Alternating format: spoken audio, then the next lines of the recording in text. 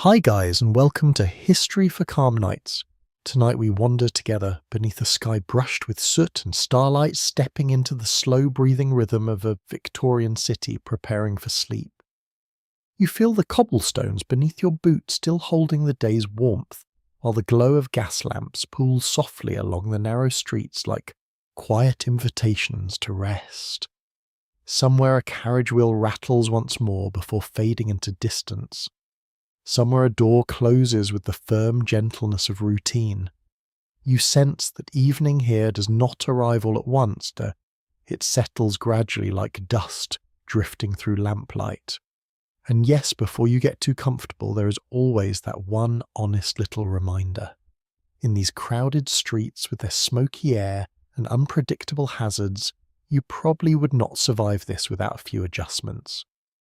So before you get comfortable, take a moment to like the video and subscribe, but only if you genuinely enjoy what I do here. And while you are settling in, share your location and local time in the comments. Now dim the lights. You continue walking, letting the hush of evening wrap around your thoughts. Victorian cities across Britain follow a rhythm that feels both orderly and uncertain. As shop shutters lower and footsteps grow fewer, families inside begin to prepare for their own versions of rest. A commonly accepted historical truth drifts gently into your awareness. Gaslighting, first introduced widely in urban areas during the early 19th century, transforms the experience of nighttime by extending activity well beyond sunset. You see this transformation clearly. Streets that once sank quickly into darkness now glow with steady amber halos. Yet the light feels fragile somehow. Each flame flickers behind its glass housing as though aware of the wind's quiet authority. You pause beneath one lamp and notice how the air smells faintly of coal smoke mixed with damp stone. It is not an unpleasant scent. It carries the weight of daily labour and the promise of temporary relief. Through a nearby window you glimpse a family gathering around a simple table. Their conversation has softened into murmurs. Plates are stacked. A kettle sings faintly on the hearth. Rest here is not simply about closing one's eyes. It is a process of slowing the body and mind, a gradual surrender to stillness after hours shaped by work and obligation. A curious detail from the margins of social history surfaces in your thoughts. Some households during this period believe that placing certain herbs near the bed might encourage better sleep or ward off troubling dreams. Lavender, rosemary, even dried mint appear tucked into small cloth sachets beneath pillows. You imagine the gentle fragrance lingering in the dark, offering comfort as tangible as the ruffle of a blanket. Whether these practices truly affect sleep remains uncertain. Historians still argue whether such habits stem more from practical knowledge of sense-calming effects or from older folk traditions passed quietly through generations. You move on, guided now by the soft rhythm of distant bells marking the hour. Their tone feels measured and patient, never urgent. Victorian urban life often organises itself around time in ways that feel strikingly familiar to you. Yet there is something different here. Without electric brightness or constant digital distraction, evening retains a sense of ceremony in you. People acknowledge its arrival with small rituals. A door is bolted, curtains are drawn, boots are set neatly by the threshold as if preparing for tomorrow's journey before tonight has even begun. Another house catches your attention. Inside, children prepare for bed with expressions that mix reluctance and relief. A mother smooths a coverlet across a narrow mattress. A father checks the latch on a window to keep out drafts. You sense the importance of warmth in this environment. Even during milder months, night air carries a chill that seeps through brick and plaster. Families often rely on shared body heat layered clothing and heavy quilts to remain comfortable. It is a quiet reminder that rest in Victorian cities is rarely an entirely private affair. Sleep becomes a collective act shaped by architecture, economics, and weather alike. You continue along the street, noticing how sound itself seems to change character as darkness deepens. Earlier noises fade into softer echoes. Footsteps become more deliberate. Conversations drop to whispers as though the city itself is encouraging restraint. Occasionally a burst of laughter escapes from a public house where evening companionship lingers a little longer. Even these brighter moments carry an undertone of fatigue. You recognize it in the way patrons stretch their arms or blink slowly against candlelight. They know that rest will soon claim them whether they welcome it or not. A thoughtful pause settles within you as you consider how modern assumptions about sleep might differ from those of the 19th century. Today many imagine rest as a solitary retreat into silence. Here, however, sleep unfolds amid layers of shared experience. Thin walls allow the sounds of neighbours turning in their beds to filter through. Horses stamp in nearby stables. Rain taps against slate roofs with persistent gentleness. These elements do not necessarily disturb rest.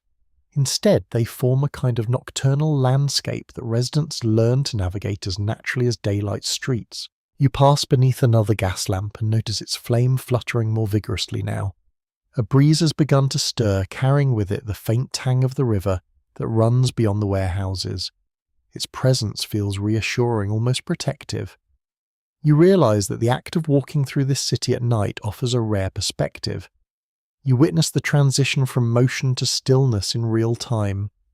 Doors close one by one, windows darken until only scattered points of light remain. Each glowing pane represents a story preparing to pause until morning. Gradually, your own pace slows in response. The cobbles seem less demanding beneath your feet. The weight of the day, though not your own, settles across your shoulders in sympathetic understanding. Victorian families do not always sleep easily.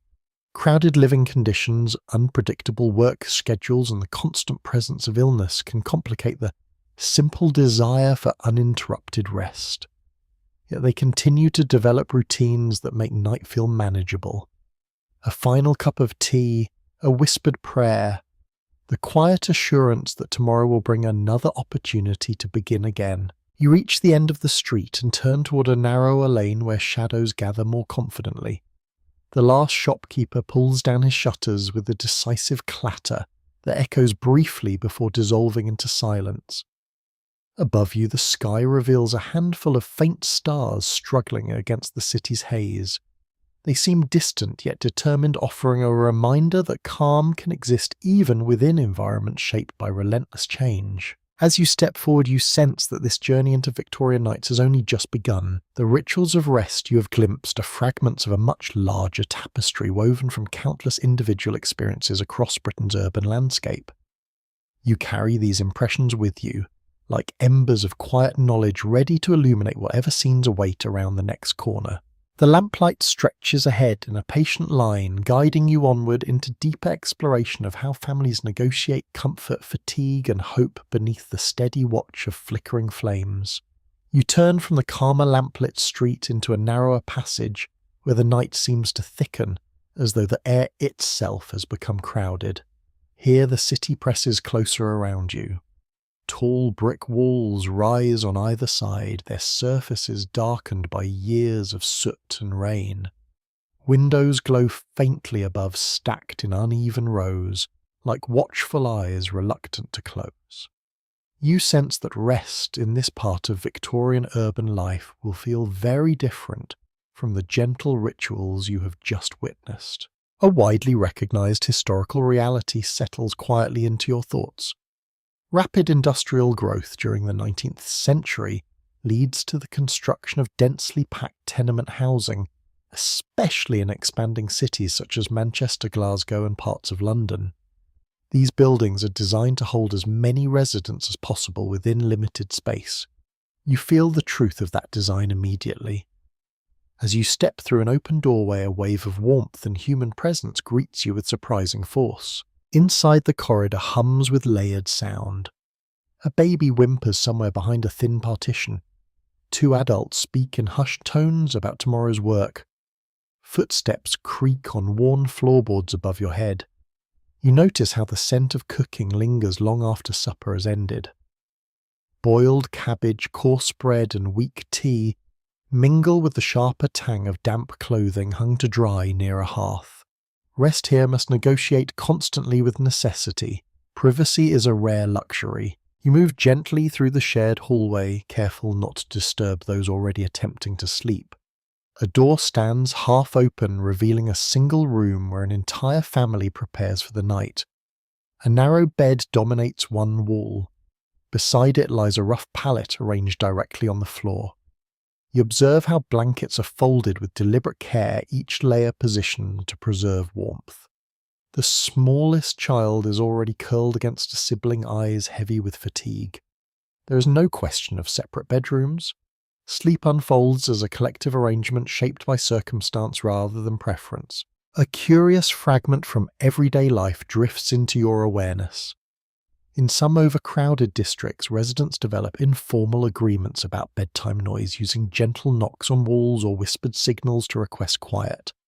These small acts of mutual understanding help sustain fragile harmony. Whether such customs arise from genuine community spirit or simple survival instinct remains open to interpretation. Historians still debate whether tenement dwellers experience stronger social bonds than their wealthier counterparts, or whether constant proximity instead heightens tension and exhaustion. You settle briefly on a wooden chair near the hearth, feeling the warmth radiate through layers of worn fabric. The family's final preparations continue with steady rhythm. A father removes his boots, placing them carefully by the door to avoid waking others later. A mother checks the window latch once more, guarding against night drafts that could chill sleeping bodies. The routine feels practiced, almost ceremonial. It is not comfort in the luxurious sense. It is comfort born from familiarity and shared endurance. Outside the room, the building itself seems to breathe. Pipes clatter faintly as water cools. Somewhere above, a cough echoes into silence. You notice how these sounds gradually merge into a background presence rather than a disturbance. For many Victorian city families, the ability to rest depends on learning to accept such constant noise as part of life's fabric. Silence would feel strange here, even unsettling. You rise and continue along the corridor until you reach a small communal landing. A single oil lamp flickers on a shelf, its flame bending with each passing draft. Shadows shift across peeling plaster like slow-moving clouds. You imagine how children might interpret these shapes before sleep claims them. Nighttime in crowded homes often blurs the line between imagination and reality. A loose shutter tapping against brick can become a story whispered under blankets. A distant shout might transform into a fleeting fear that lingers until morning. A commonly acknowledged fact surfaces gently in your thoughts. Victorian reformers later expressed deep concern about the health effects of overcrowded housing, linking poor ventilation and shared bedding to the spread of disease. Yet at this moment, within the dim warmth of the tenement, the focus remains more immediate. Families concentrate on making it through the night with as much rest as possible. Tomorrow's worries will arrive soon enough. You notice a young man preparing a makeshift sleeping space near the landing. He unrolls a thin mattress stuffed with straw, positioning it beside the wall to leave room for others to pass. His movements are quiet but purposeful. Lodgers and extended relatives often share these buildings, adding further complexity to nightly arrangements. Sleep becomes an act of negotiation. Who lies nearest the fire? Who rises first for early work? Who endures the coldest corner before dawn? The lamp's glow softens as its fuel runs low. You feel the corridor's energy shift once more, settling into deeper stillness. One by one, doors close with muted clicks. Conversations fade. Even the building's restless creaks seem to slow. You sense that collective fatigue has finally asserted its quiet authority. Rest is rarely perfect here. Dreams may be shallow. Bodies may stir at every unfamiliar noise. Yet the human capacity to adapt reveals itself in these moments of shared surrender to sleep. You step back towards the doorway through which you entered, pausing to absorb the atmosphere a final time. The air feels warmer, now heavy with breath and lingering heat from the hearths. It is not the tranquil calm of a spacious parlour or a silent countryside night. It is a different kind of peace forged through necessity and resilience. As you return to the street, the contrast feels almost startling. Cool air brushes your face with gentle clarity. Gas lamps continue their patient vigil, illuminating puddles that reflect the faintest shimmer of stars. Behind you, the tenement holds its sleeping inhabitants like a protective shell. Ahead, the city stretches onward, offering new glimpses into how rest takes shape across varied lives and circumstances. You resume your quiet journey, aware that each step brings you closer to understanding the intricate tapestry of Victorian nighttime existence. Somewhere nearby, another family prepares their bedding. Somewhere a child turns restlessly beneath thin covers. And somewhere in the unseen spaces between brick walls and cobbled roads, the long story of urban sleep continues to unfold. You leave the narrow lane behind and step into a broader street where the night feels more measured, almost polite. The buildings here stand a little farther apart, their facades cleaner, their windows framed by modest curtains that glow with steady lamplight. The air carries a softer blend of scents now: warm bread, faint polish from wooden floors, the lingering sweetness of tea leaves steeped earlier in the evening. You sense that rest in this part of the city unfolds through gentler transitions, shaped by routines that aim to balance comfort with propriety. A widely accepted historical observation settles quietly into your awareness. During the Victorian period, the expanding middle class places increasing emphasis on domestic order and moral respectability. Homes become spaces where behaviour reflects social aspiration. You feel this atmosphere as you approach a doorway framed by neatly trimmed shrubs. Inside, the parlour still holds traces of evening activity. A small clock ticks with patient authority on the mantel. A book lies open on a cushioned chair as though Day has only just risen. You step carefully onto a woven rug that muffles your footfall. The room feels ranged rather than crowded. Chairs face one another in deliberate symmetry. A piano stands against the wall, its lid lowered, after what must have been a quiet performance earlier in the evening.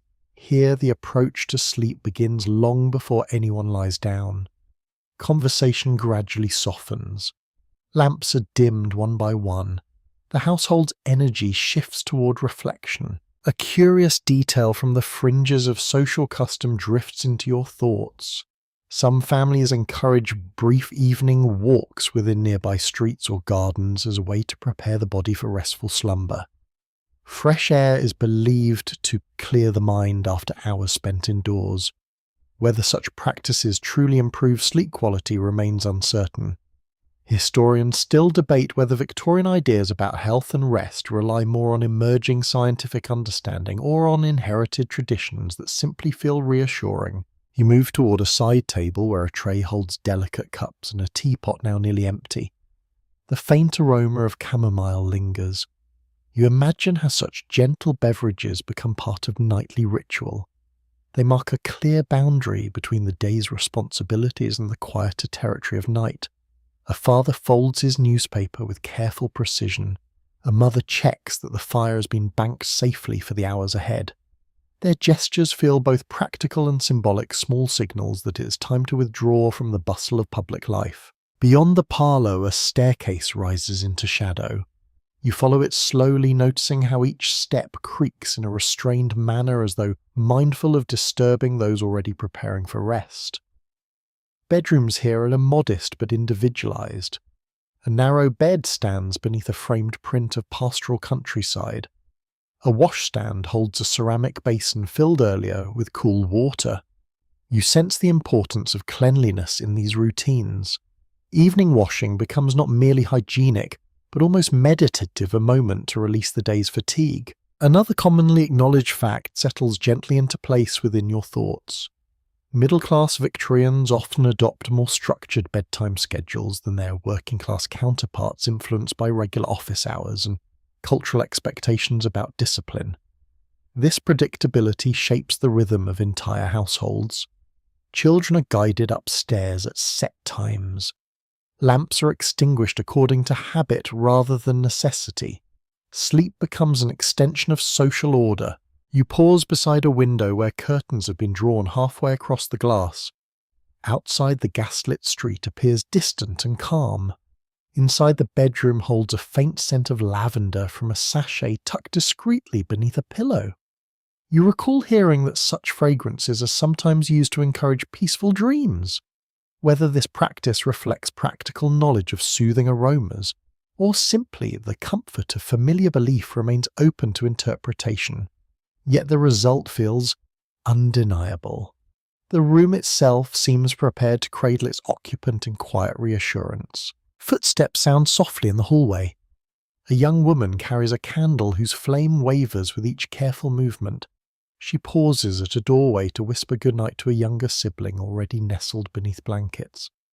The exchange feels tender but restrained. Emotional expression here often unfolds within subtle boundaries.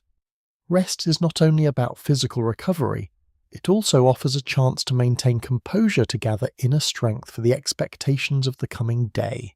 You continue along the corridor till you reach a smaller chamber arranged for a guest. The bed is neatly made though unused. You consider how hospitality itself shapes Victorian sleeping arrangements. Visitors may be offered a room prepared with fresh linens and thoughtful touches. Such gestures reinforce social bonds and signal mutual respect.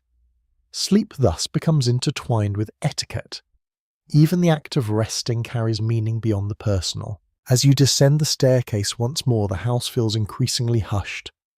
The clock's ticking now seems louder, marking time with gentle insistence. A final lamp is lowered, until its glow becomes a mere suggestion. Shadows gather comfortably in corners. You sense that this household has completed its nightly transformation. Public identities have been set aside. Only the private act of surrendering to rest remains. Stepping back onto the street, you notice how your own pace has adjusted to match these calmer surroundings. The broader pavement allows you to walk without brushing against walls. A light breeze moves through the trees lining the road, carrying with it the distant murmur of carriage wheels and fading conversation.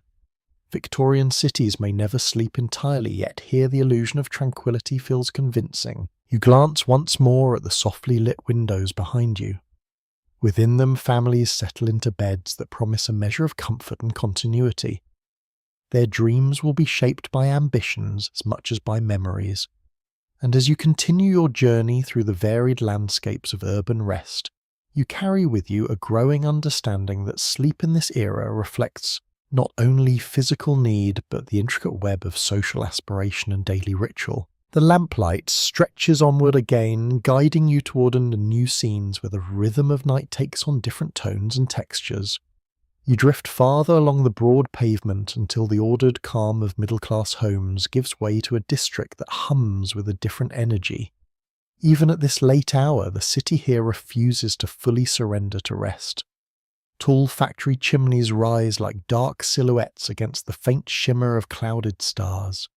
Their presence feels almost watchful, as though they guard a secret rhythm known only to those who labour within their shadows. A well-established historical reality begins to form in your thoughts. Industrialization during the Victorian era reshapes not only how people work, but also how they sleep. In many urban centres, factory schedules dictate daily life with unyielding precision. You hear this influence in the distant clang of a bell carried faintly through the night air. It does not ring for celebration. It signals the turning of shifts, the constant cycle of effort that keeps machinery and livelihoods in motion. You pause beside a row of narrow houses whose windows flicker with uncertain light. Inside one, a man sits hunched near the hearth, rubbing tired hands together, as though coaxing warmth back into them. His boots remain on the floor, laces loose, ready for another departure before dawn. Sleep here feels provisional.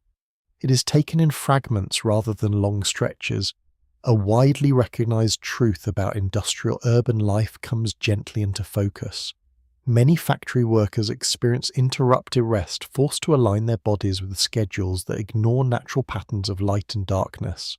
The atmosphere around you carries a mix of scents that speak quietly of endurance. Coal smoke lingers heavily, mingling with the sharper tang of oil used to keep machinery moving. Somewhere nearby, steam hisses in a low, restless sigh.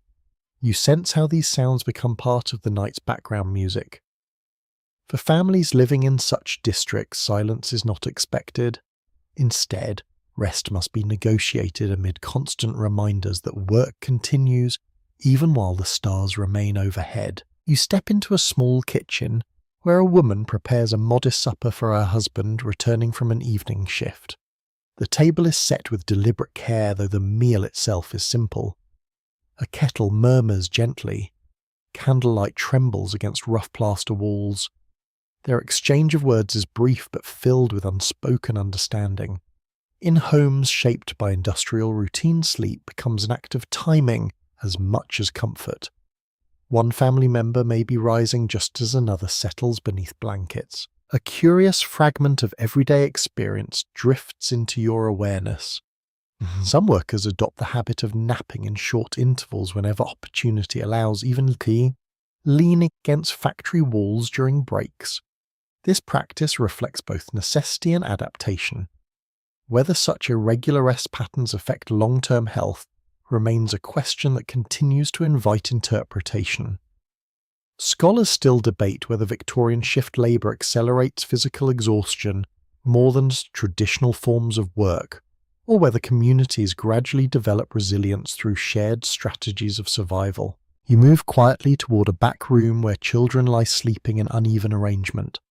Their breathing rises and falls with gentle rhythm. Despite the noise beyond thin walls, they appear accustomed to the city's restless pulse. A widely accepted observation settles softly in your thoughts. Human capacity to adapt to environmental conditions often shapes sleep quality more profoundly than external comfort alone. In these homes, familiarity becomes a form of protection. The steady rumble of distant machinery no longer startles. It becomes simply another thread woven into the night. Outside once more, you'll notice the faint glow of lanterns swinging along a factory yard. Figures move slowly, silhouettes outlined by vapour, drifting upward into darkness. Their steps are measured. Their shoulders stoop beneath invisible burdens. Yet there is also a quiet determination in their movements. Rest when it arrives will be cherished not as luxury, but as recovery. Hour of sleep holds the promise of strength renewed, however briefly. You walk beside a canal where water reflects scattered points of light like trembling constellations. The surface carries a chill that seeps through the soles of your boots. You imagine how workers might pass this same path before dawn, guided by habit, rather than enthusiasm. A reflective pause settles within you. In the modern world, discussions of work-life balance often feel urgent and new. Yet here you witness earlier generations confronting similar tensions in quieter ways. They learn to rest when they can, trusting that even fragmented sleep offers a measure of relief. A small boarding house near the canal draws your attention.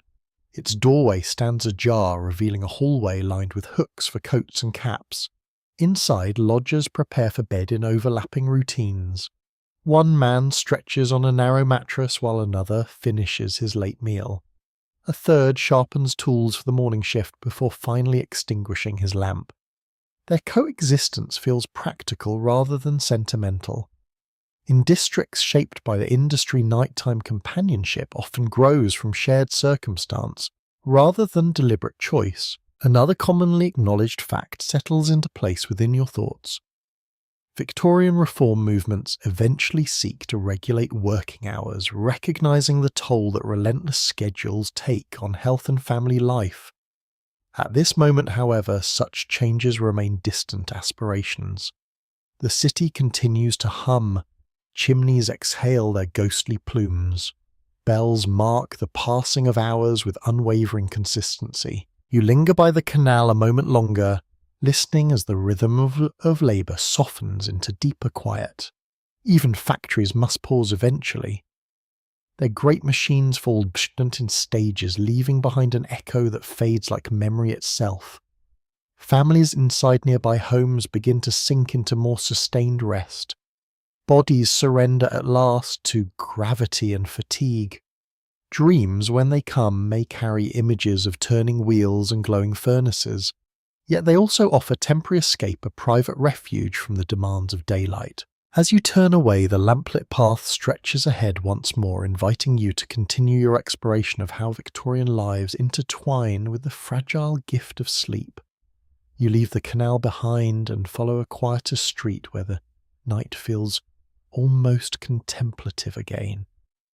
The air has cooled, carrying with it the faint scent of damp timber and distant chimney smoke that drifts lazily above rooftops. Here the city seems to pause between one breath and the next. You sense that this is a place where the question of sleep turns inward, focusing not on schedules or noise, but on the very surfaces upon which tired bodies finally surrender.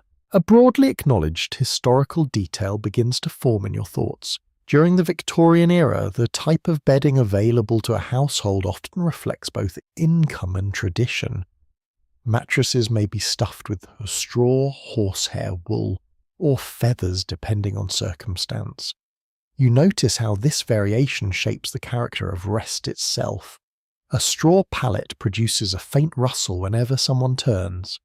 A feather-filled mattress invites a deeper sinking sensation, almost like being cradled by gentle waves. You step into a modest dwelling whose interior glows with the final embers of a fire. Near the hearth, a mother adjusts blanket layered carefully across a narrow bed. She pats the surface as though testing its readiness to hold dreams. The fabric feels coarse yet reassuring beneath your fingertips. You imagine how generations grow accustomed to such textures.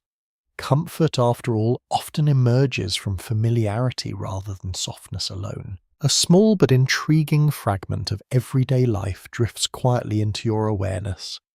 Some Victorian families periodically unstuff and refill their mattresses to maintain cleanliness and support. On these occasions, bedding becomes part of communal labour. Straw is shaken out in courtyards. Feathers float briefly through the air like pale snow before being gathered again.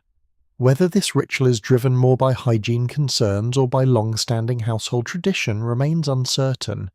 Scholars still debate how much practical medical knowledge informs such habits versus simple inherited routine. You move farther into the room and notice how sleeping spaces are arranged with thoughtful efficiency. A trundle bed rests beneath a larger frame, ready to be drawn out when evening calls. Folded quilts wait on a wooden chest near the wall. Each item serves more than one purpose. During daylight hours, these same surfaces might hold sewing projects or baskets of laundry. At night, they transform into islands of rest within the shifting tide of domestic life. Another commonly recognised fact settles gently into your thoughts. Victorian households often value durability in furnishing, choosing materials that can withstand repeated use over many years. This practicality extends to bedding. Mattresses are repaired rather than replaced. Bed frames are passed from one generation to the next. You sense a quiet continuity in these objects, as though they carry memories of countless nights spent beneath flickering candlelight. Outside, the wind has begun to stir with subtle insistence.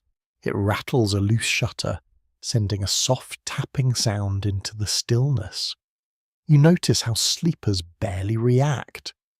Their bodies have learned to interpret such noises as harmless companions. In an age before centralized heating or modern insulation, rest unfolds within a landscape shaped by temperature and weather. Blankets become shields against cold that creeps slowly through stone walls. You follow a narrow passage towards another chamber, where a slightly wealthier family prepares for sleep. Here the bed stands taller, draped with curtains that can be drawn to create a sense of enclosure. The mattress yields gently when you press a hand against it, feathers shifting with a quiet sigh. You imagine how this softness might feel like a small victory after long hours of work or social obligation. Even so, the pursuit of comfort remains balanced by caution. Heavy fabrics also help retain warmth during winter nights, when frost traces delicate patterns on window panes. A curious pause settles within your thoughts as you consider the symbolic meaning of beds in Victorian culture. They represent more than physical rest. They mark boundaries between public identity and private vulnerability. Within these curtained spaces, individuals allow themselves to relax the rigid posture demanded by society. Dreams become personal territories where ambition, memory, and imagination mingle freely. You step back into the hallway and notice a stack of folded linens airing near an open window. The scent of soap lingers faintly mingling with the cool freshness of night. Laundry days hold special significance in this era, not only for cleanliness, but also for the reassurance they bring. Fresh sheets suggest renewal. They offer a subtle promise that even within crowded cities, moments of order and care can still flourish. Another widely accepted observation begins to take shape.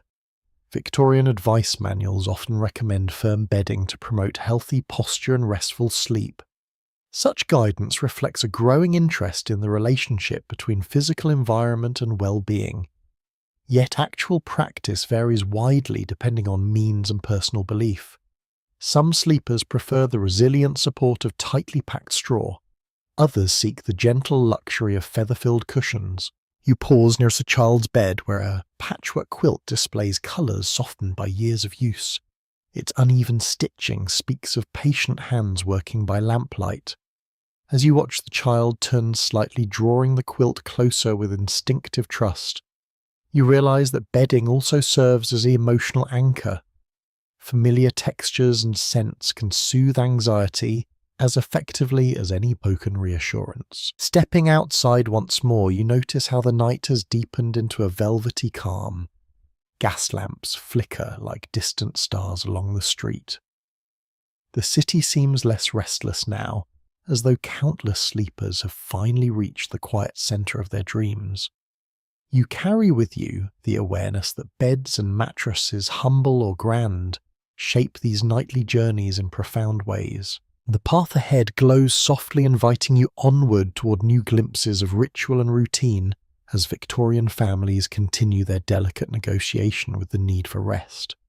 You continue along the hushed street, noticing how the character of night shifts once more as households move deeper into their private rituals.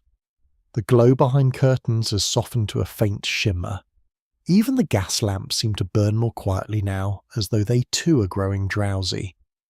You sense that this part of the journey is less about the places where people sleep and more about the small repeated actions that guide them toward that final moment of surrender. A well-known historical reality begins to settle in your thoughts. Evening routines in Victorian Britain often follow predictable patterns shaped by both practicality and social custom. Before rest, many families devote timed, simple preparations that calm the body and bring order to the mind. You observe this clearly as you step through the doorway of a modest home where candlelight trembles gently across the walls. Inside, the atmosphere feels warm and purposeful. A basin of water stands ready on a wooden table. One by one, family members wash their hands and faces, the quiet splashing sound marking a subtle transition from public life to domestic stillness. Towels are passed carefully from person to person. The scent of soap lingers in the air, mingling with the faint sweetness of beeswax candles that burn steadily nearby. These gestures may seem small, yet they form an essential bridge between effort and rest.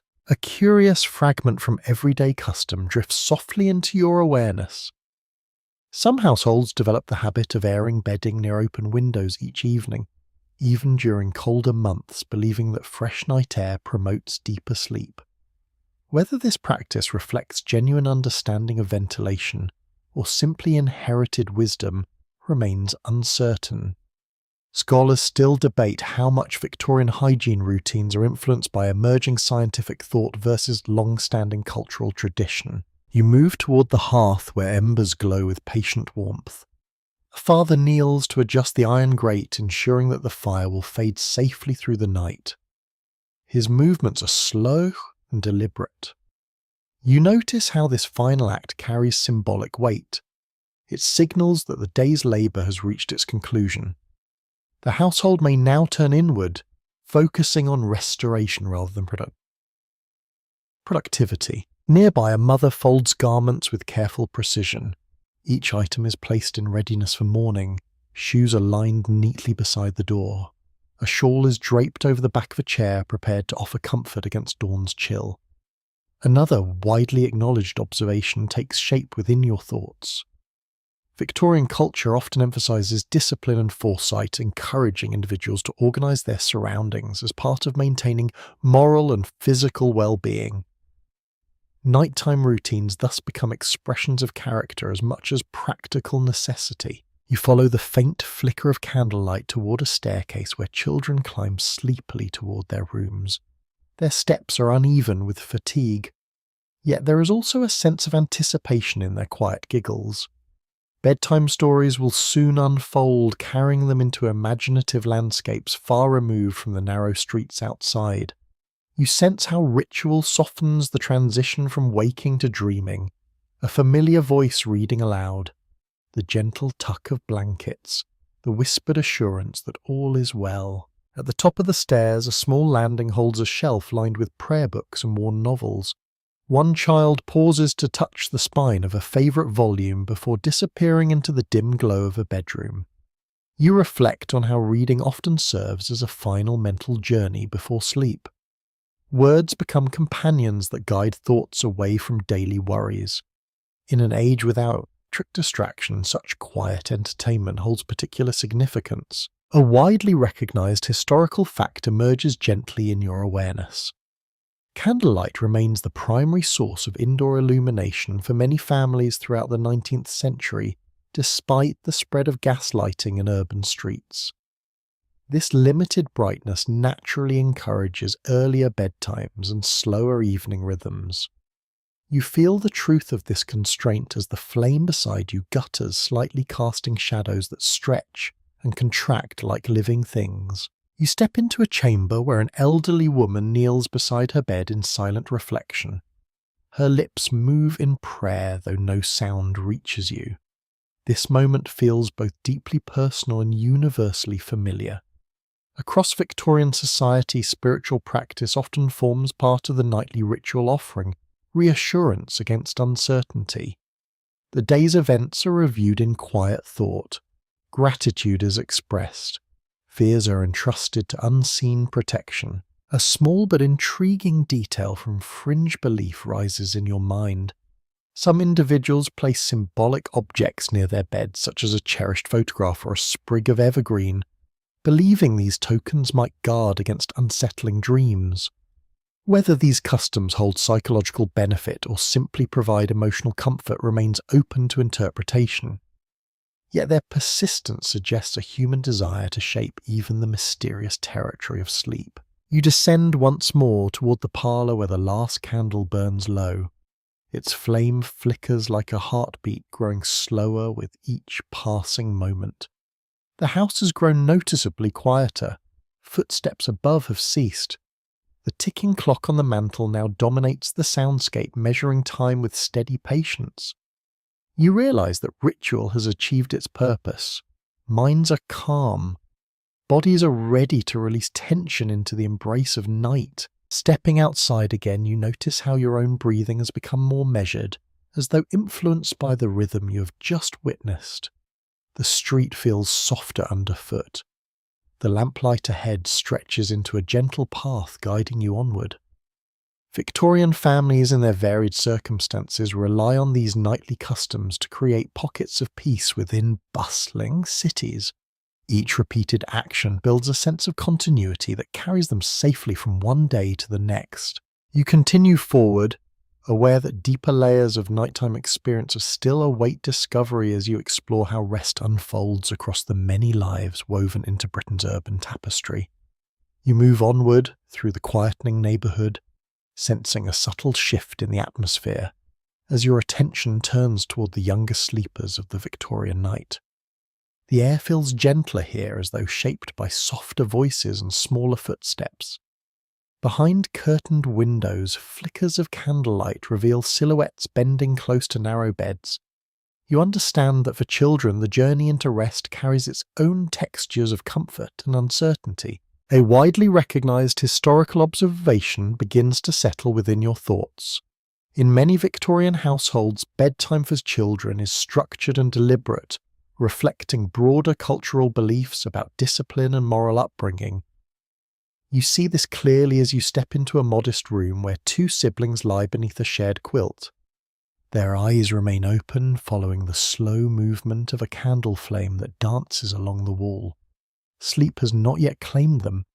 Instead, they linger in that suspended moment between wakefulness and dream. A parent sits nearby, reading aloud from a worn book. The voice is calm and measured, each word unfolding like a thread guiding the listeners towards stillness. Stories during this era often blend gentle moral lessons with imaginative adventure.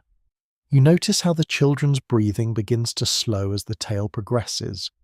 Their earlier restlessness softens into quiet absorption. Nighttime storytelling becomes not merely entertainment but a ritual of reassurance, a bridge between the bright certainties of day and the shadowed mysteries of darkness. A curious detail from the edges of everyday life drifts softly into your awareness. Some Victorian caregivers believe that leaving a small lamp or candle burning through part of the night helps protect children from frightening dreams. Whether this practice reflects practical concern about sudden darkness or echoes older superstitions remains uncertain. Scholars still debate how much fear of the night shapes parenting habits in crowded urban environments, where unfamiliar sounds easily stir young imaginations. You glance toward the window where moonlight filters faintly through thin curtains. Outside, the city continues its quiet murmur. A cart passes slowly along the street, its wheels producing a low rhythmic creak. To adult ears, such noise might seem insignificant. To a child drifting towards sleep, it can transform into the echo of distant stories. You sense how imagination flourishes most vividly in these hours. Shadows stretch across ceilings. Patterns in wallpaper suggest hidden shapes. Yet the presence of a familiar voice nearby offers grounding comfort. Another commonly acknowledged fact settles gently into your thoughts. Victorian advice literature frequently emphasizes the importance of early bedtimes for children, linking adequate rest to both physical growth and moral development. You observe how this belief shapes evening routines. After prayers and stories, blankets are tucked with firm tenderness. Goodnight wishes are spoken softly but with finality. The expectation of obedience coexists with genuine care. You step quietly toward another small chamber, where an infant sleeps in a cradle beside the bed of its parents. The cradle rocks slightly with each movement of the floorboards. You notice how the rhythm mirrors the gentle sway of walking or breathing. Such motion can soothe a restless child, creating a sense of security that lingers even in dreams. The scent of warmed milk hangs faintly in the air, mingling with the earthy fragrance of wooden furniture polished by years of use. A fleeting yet intriguing fragment from social custom emerges within your awareness. Some families sing lullabies passed down through generations, melodies whose origins are long forgotten, yet whose calming effect endures. Whether these songs function primarily as emotional comfort or carry subtle cultural messages remains open to interpretation. What feels certain is their ability to shape memory. Long after childhood has ended, the echo of such music may still accompany an individual into sleep. You return to the first room and notice that the story has ended. The parent now sits in silence, watching as the final traces of wakefulness fade from small faces. One child murmurs briefly, turning toward the warmth of a sibling. Another clutches a worn toy fashioned from cloth scraps. These gestures reveal how children anchor themselves against uncertainty. Familiar objects and shared vows become shields against the unknown. Outside, the wind has risen, slightly brushing branches against brick with a soft scraping sound. The parent listens for a moment, then adjusts the blanket again with instinctive reassurance. You realize that caring for children at night requires a special kind of vigilance. Even while seeking rest, adults remain attuned to the slightest change in breathing or movement. Sleep becomes a collective trust maintained through quiet watchfulness. A broadly acknowledged observation takes shape within your thoughts. In urban Victorian settings where households often include multiple generations, the presence of grandparents or older relatives can influence bedtime dynamics. Additional voices offer comfort. Additional hands assist with nighttime needs, yet they also introduce new rhythms of snoring, coughing, or turning in bed. Children learn to interpret these sounds as signs of belonging rather than disturbance. You step back towards the doorway, feeling the atmosphere grow deeper and more settled. Candlelight has dimmed to a faint glow. The city's distant murmur now resembles a lullaby itself, steady and unthreatening. You sense that for Victorian children, sleep unfolds within a delicate balance of imagination and reassurance. Stories prepare the mind. Rituals prepare the body. Familiar presence prepares the heart. As you return once more to the lamplit street, you carry with you the quiet understanding that childhood rest reflects broader patterns of family life. Each whispered tale and carefully tucked quilt contributes to the tapestry of nightly experience that defines this era. The path ahead invites you to listen more closely to the sounds that linger when most eyes are finally closed. You step back into the open street and pause, letting the night reveal itself not through sight alone, but through sound. The city at rest is never entirely silent. Instead, it hums with a subdued orchestra of distant movement, muted voices, and small persistent echoes that shape the experience of sleep for countless Victorian families. You feel as though you are standing within an invisible web of vibration, each thread connecting one household to another across the darkened landscape. A well-documented historical reality settles gradually in your awareness. 19th century urban environments remain filled with nocturnal activity despite the gradual winding down of daily business. Horse-drawn carts continue their journeys through uneven streets. Factory yards release the last whispers of labour. River traffic drifts past warehouses with soft splashes against wooden hulls. These sounds, once startling to newcomers, become familiar companions to long-time residents. Rest here unfolds not in perfect quiet, but in a steady negotiation with the city's living pulse. You begin to walk again, boots brushing lightly over damp cobblestones that glisten beneath gaslight. Somewhere nearby, a door opens briefly before closing with careful restraint. The faint clatter of metal on stone follows perhaps the setting down of tools, or a late delivery. You sense how families inside nearby houses have learned to measure these noises instinctively. A sudden shout might signal trouble. A passing wheel often means nothing at all. Over time, the mind filters such disturbances into a background presence that no longer prevents sleep. A curious detail from the fringes of urban folklore drifts quietly into your thoughts. Some residents claim they can identify specific neighbours simply by the sound of footsteps overhead or along shared staircases. The rhythm of a gate becomes a kind of nightly signature. Whether these perceptions arise from genuine familiarity or from the imagination's tendency to assign meaning to repetitive patterns remains uncertain. Scholars still debate how deeply constant noise influences the emotional well-being of Victorian city dwellers. You reach a narrow bridge crossing a shallow canal. Water reflects scattered lamplight in trembling lines that shift with each passing ripple. The surface carries sound in unexpected ways. Conversations from distant quays travel softly across the current. A lone boatman calls out a greeting that echoes faintly between stone walls. You realise that these layered acoustics shape the atmosphere of rest as profoundly as physical surroundings. For many sleepers, dreams mingle with fragments of real-world sound, creating narratives that feel both intimate and vast. Another commonly acknowledged fact begins to take shape within your reflections. Urban planning during this era rarely prioritises noise control or residential tranquility. Streets serve multiple purposes, accommodating commerce, transport, and social interaction at all hours. As a result, families develop their own strategies for coping with nighttime disturbance. Heavy curtains are drawn to dampen echoes. Beds are positioned away from windows. In some cases, shared humour about persistent noise becomes a form of resilience. You continue along the canal path until you notice a lamplighter finishing his rounds.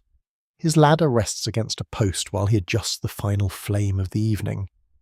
the soft hiss of gas escaping before ignition blends with the quiet rustle of his coat. You sense how such figures contribute subtly to the nocturnal soundscape. Their work ensures that light remains available for those still awake, yet their presence also signals that the city is entering a deeper phase of rest. A small yet intriguing fragment of social custom surfaces gently in your mind. In certain districts, informal agreements exist about curfews for street musicians or vendors designed to protect the sleep of nearby households. Whether these arrangements arise from municipal regulation or neighbourly negotiation remains open to interpretation. What feels certain is the collective desire to balance vitality with calm. You pause beside a row of modest homes where windows stand slightly ajar despite the cool air. Through one opening drifts the steady rhythm of snoring, punctuated by the occasional murmur of a dreamer turning beneath blankets.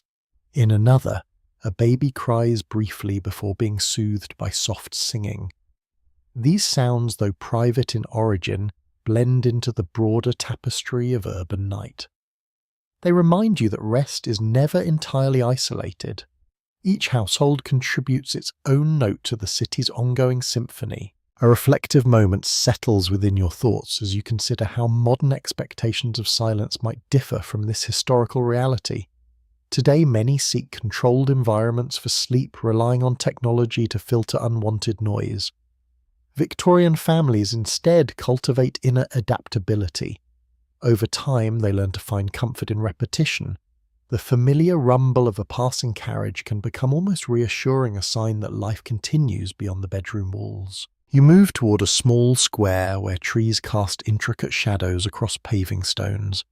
Leaves whisper together in the rising breeze, adding a natural counterpoint to mechanical and human sounds. The contrast feels soothing.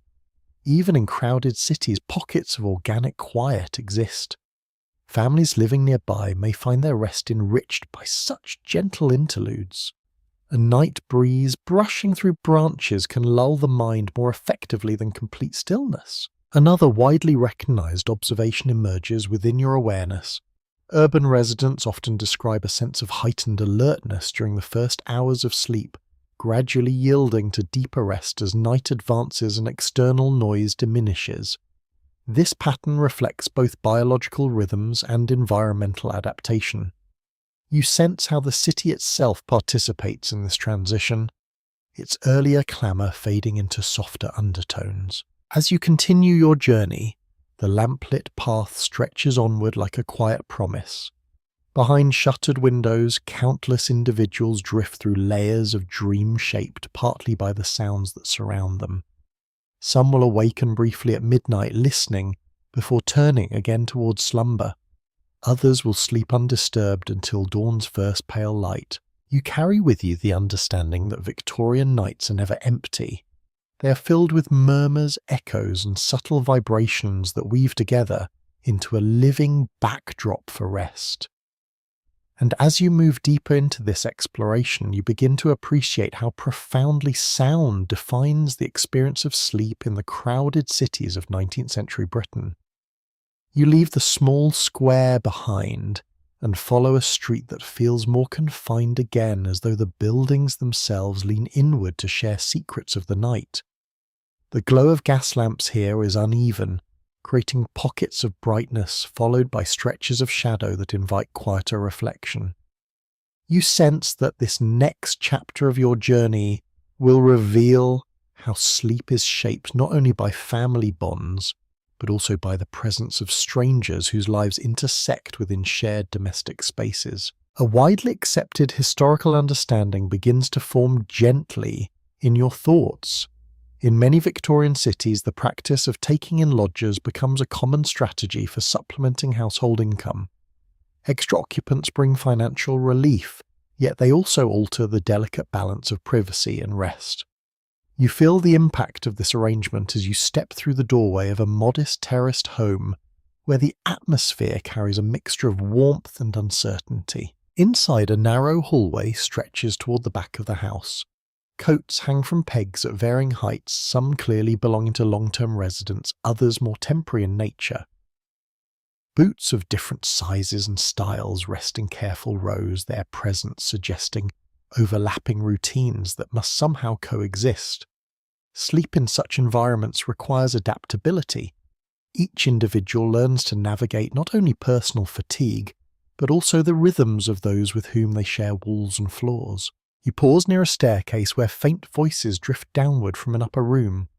A lodger is finishing a late conversation with the host family, perhaps discussing work prospects or tomorrow's meal. The exchange is courteous yet restrained. Boundaries here are negotiated subtly through tone and gesture. A commonly recognized fact settles quietly into your awareness.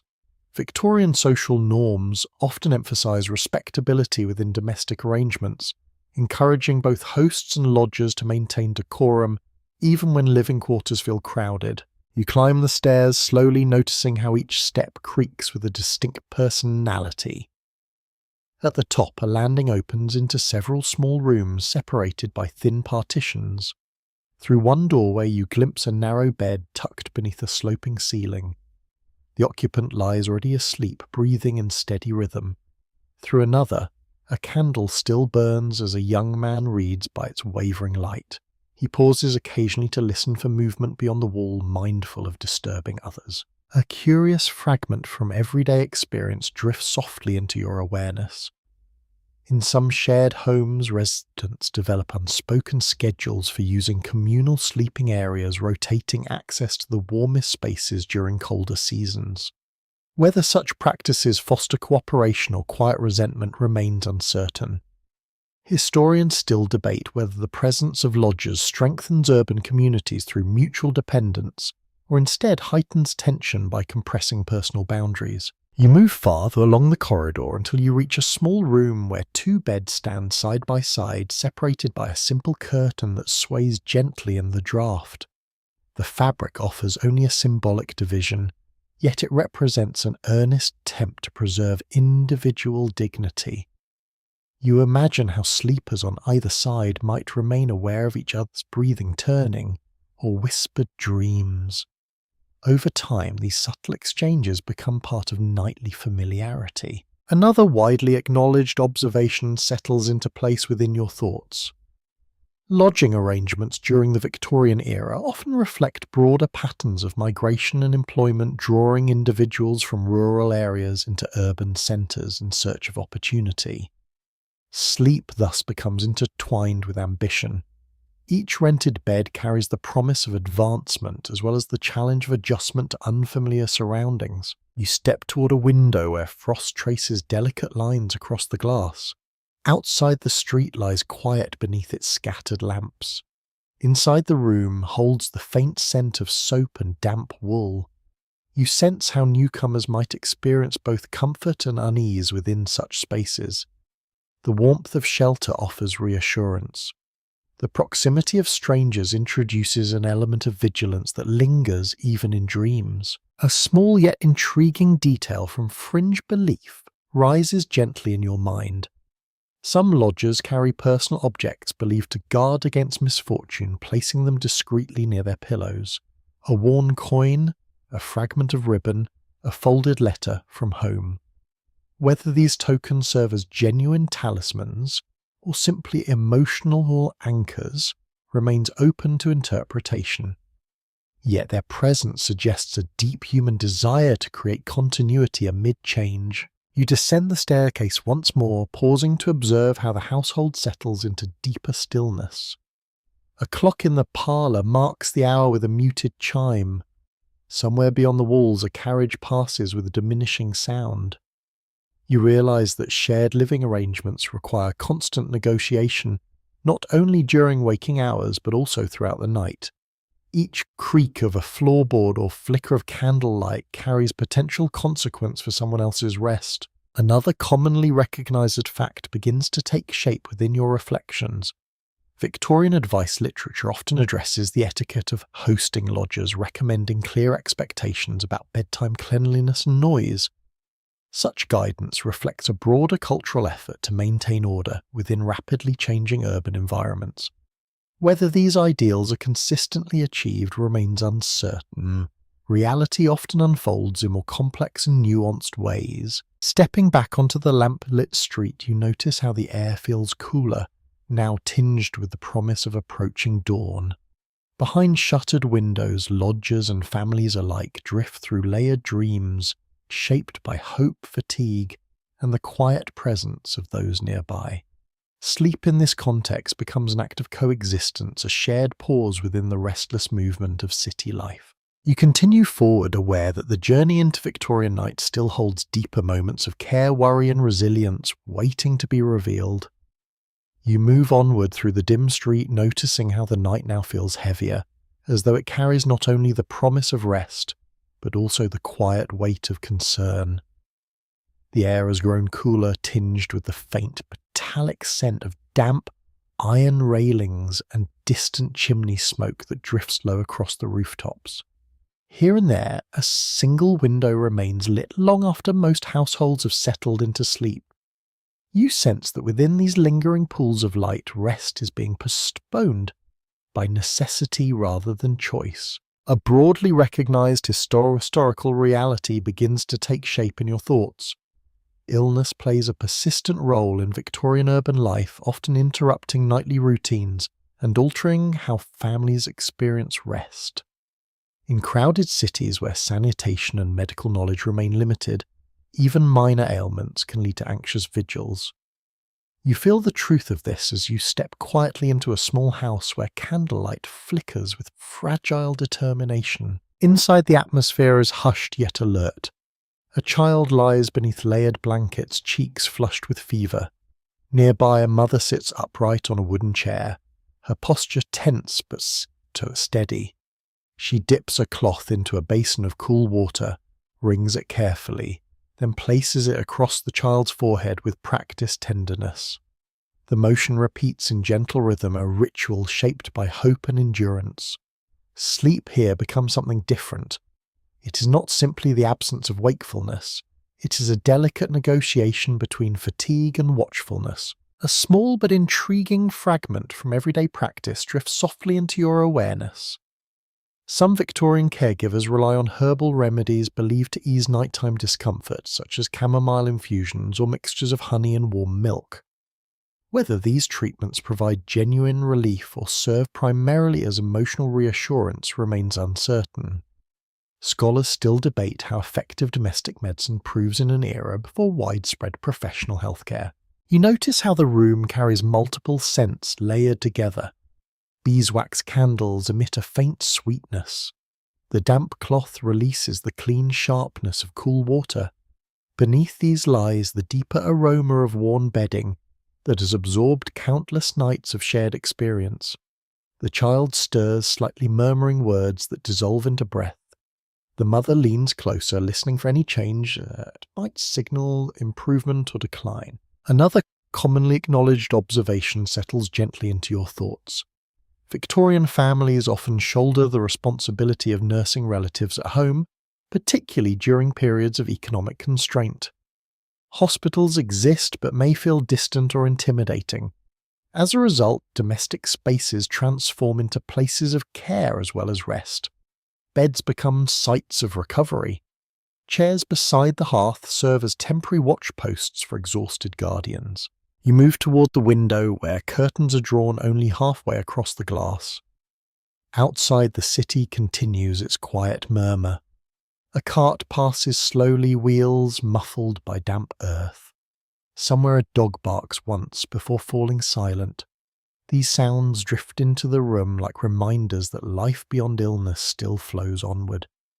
Yet within these walls, time seems suspended. Every minute stretches into prolonged anticipation. A curious detail from the edges of belief rises gently in your mind.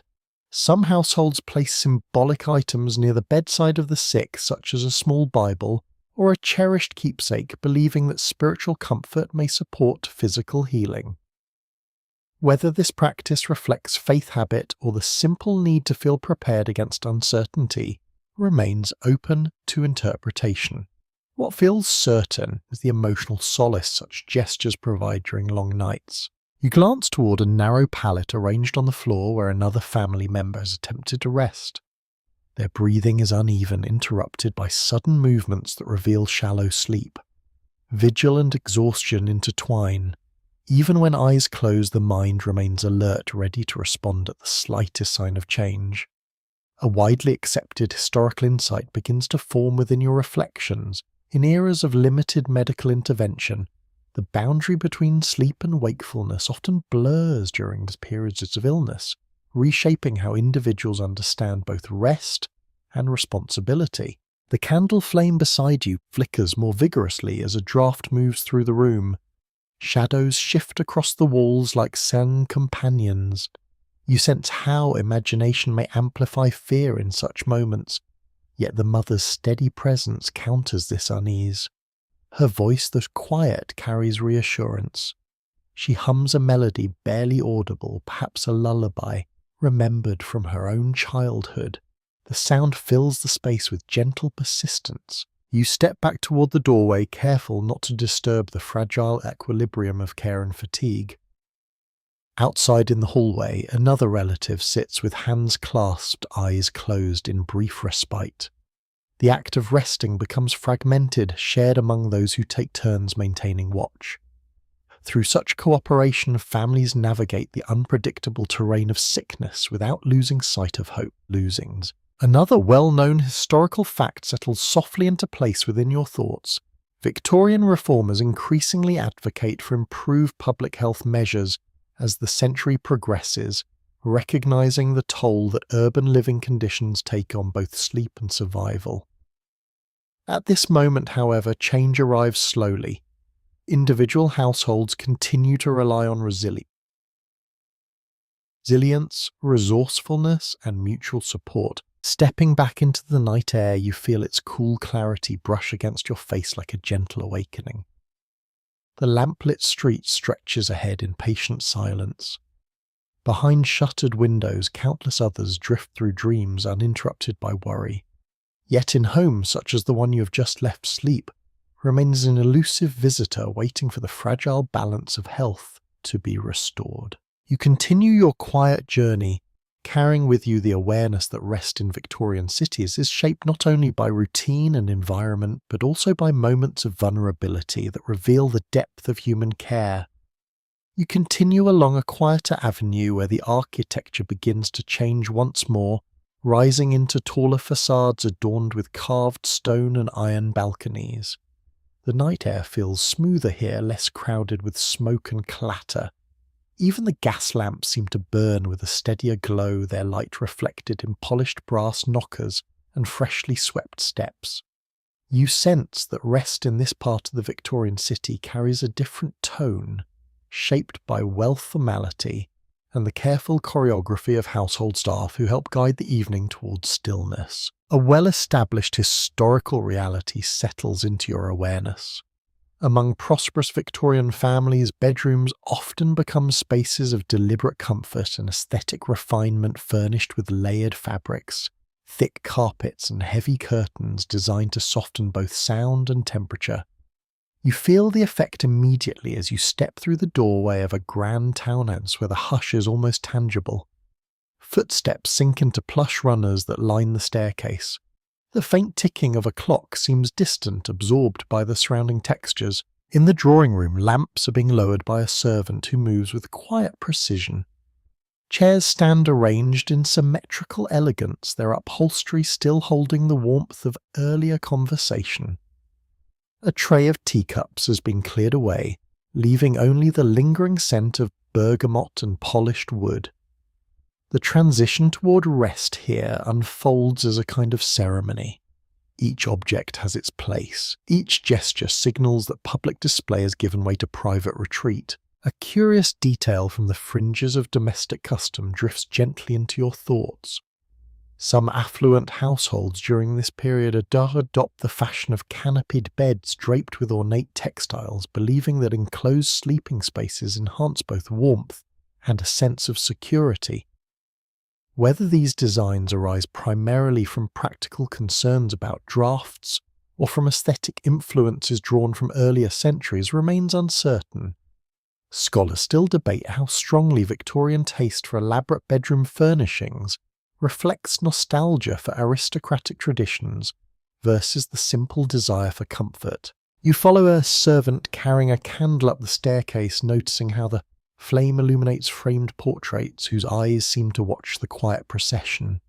At the landing doors stand slightly ajar, revealing glimpses of rooms prepared with meticulous care. Bed covers are smoothed to perfection.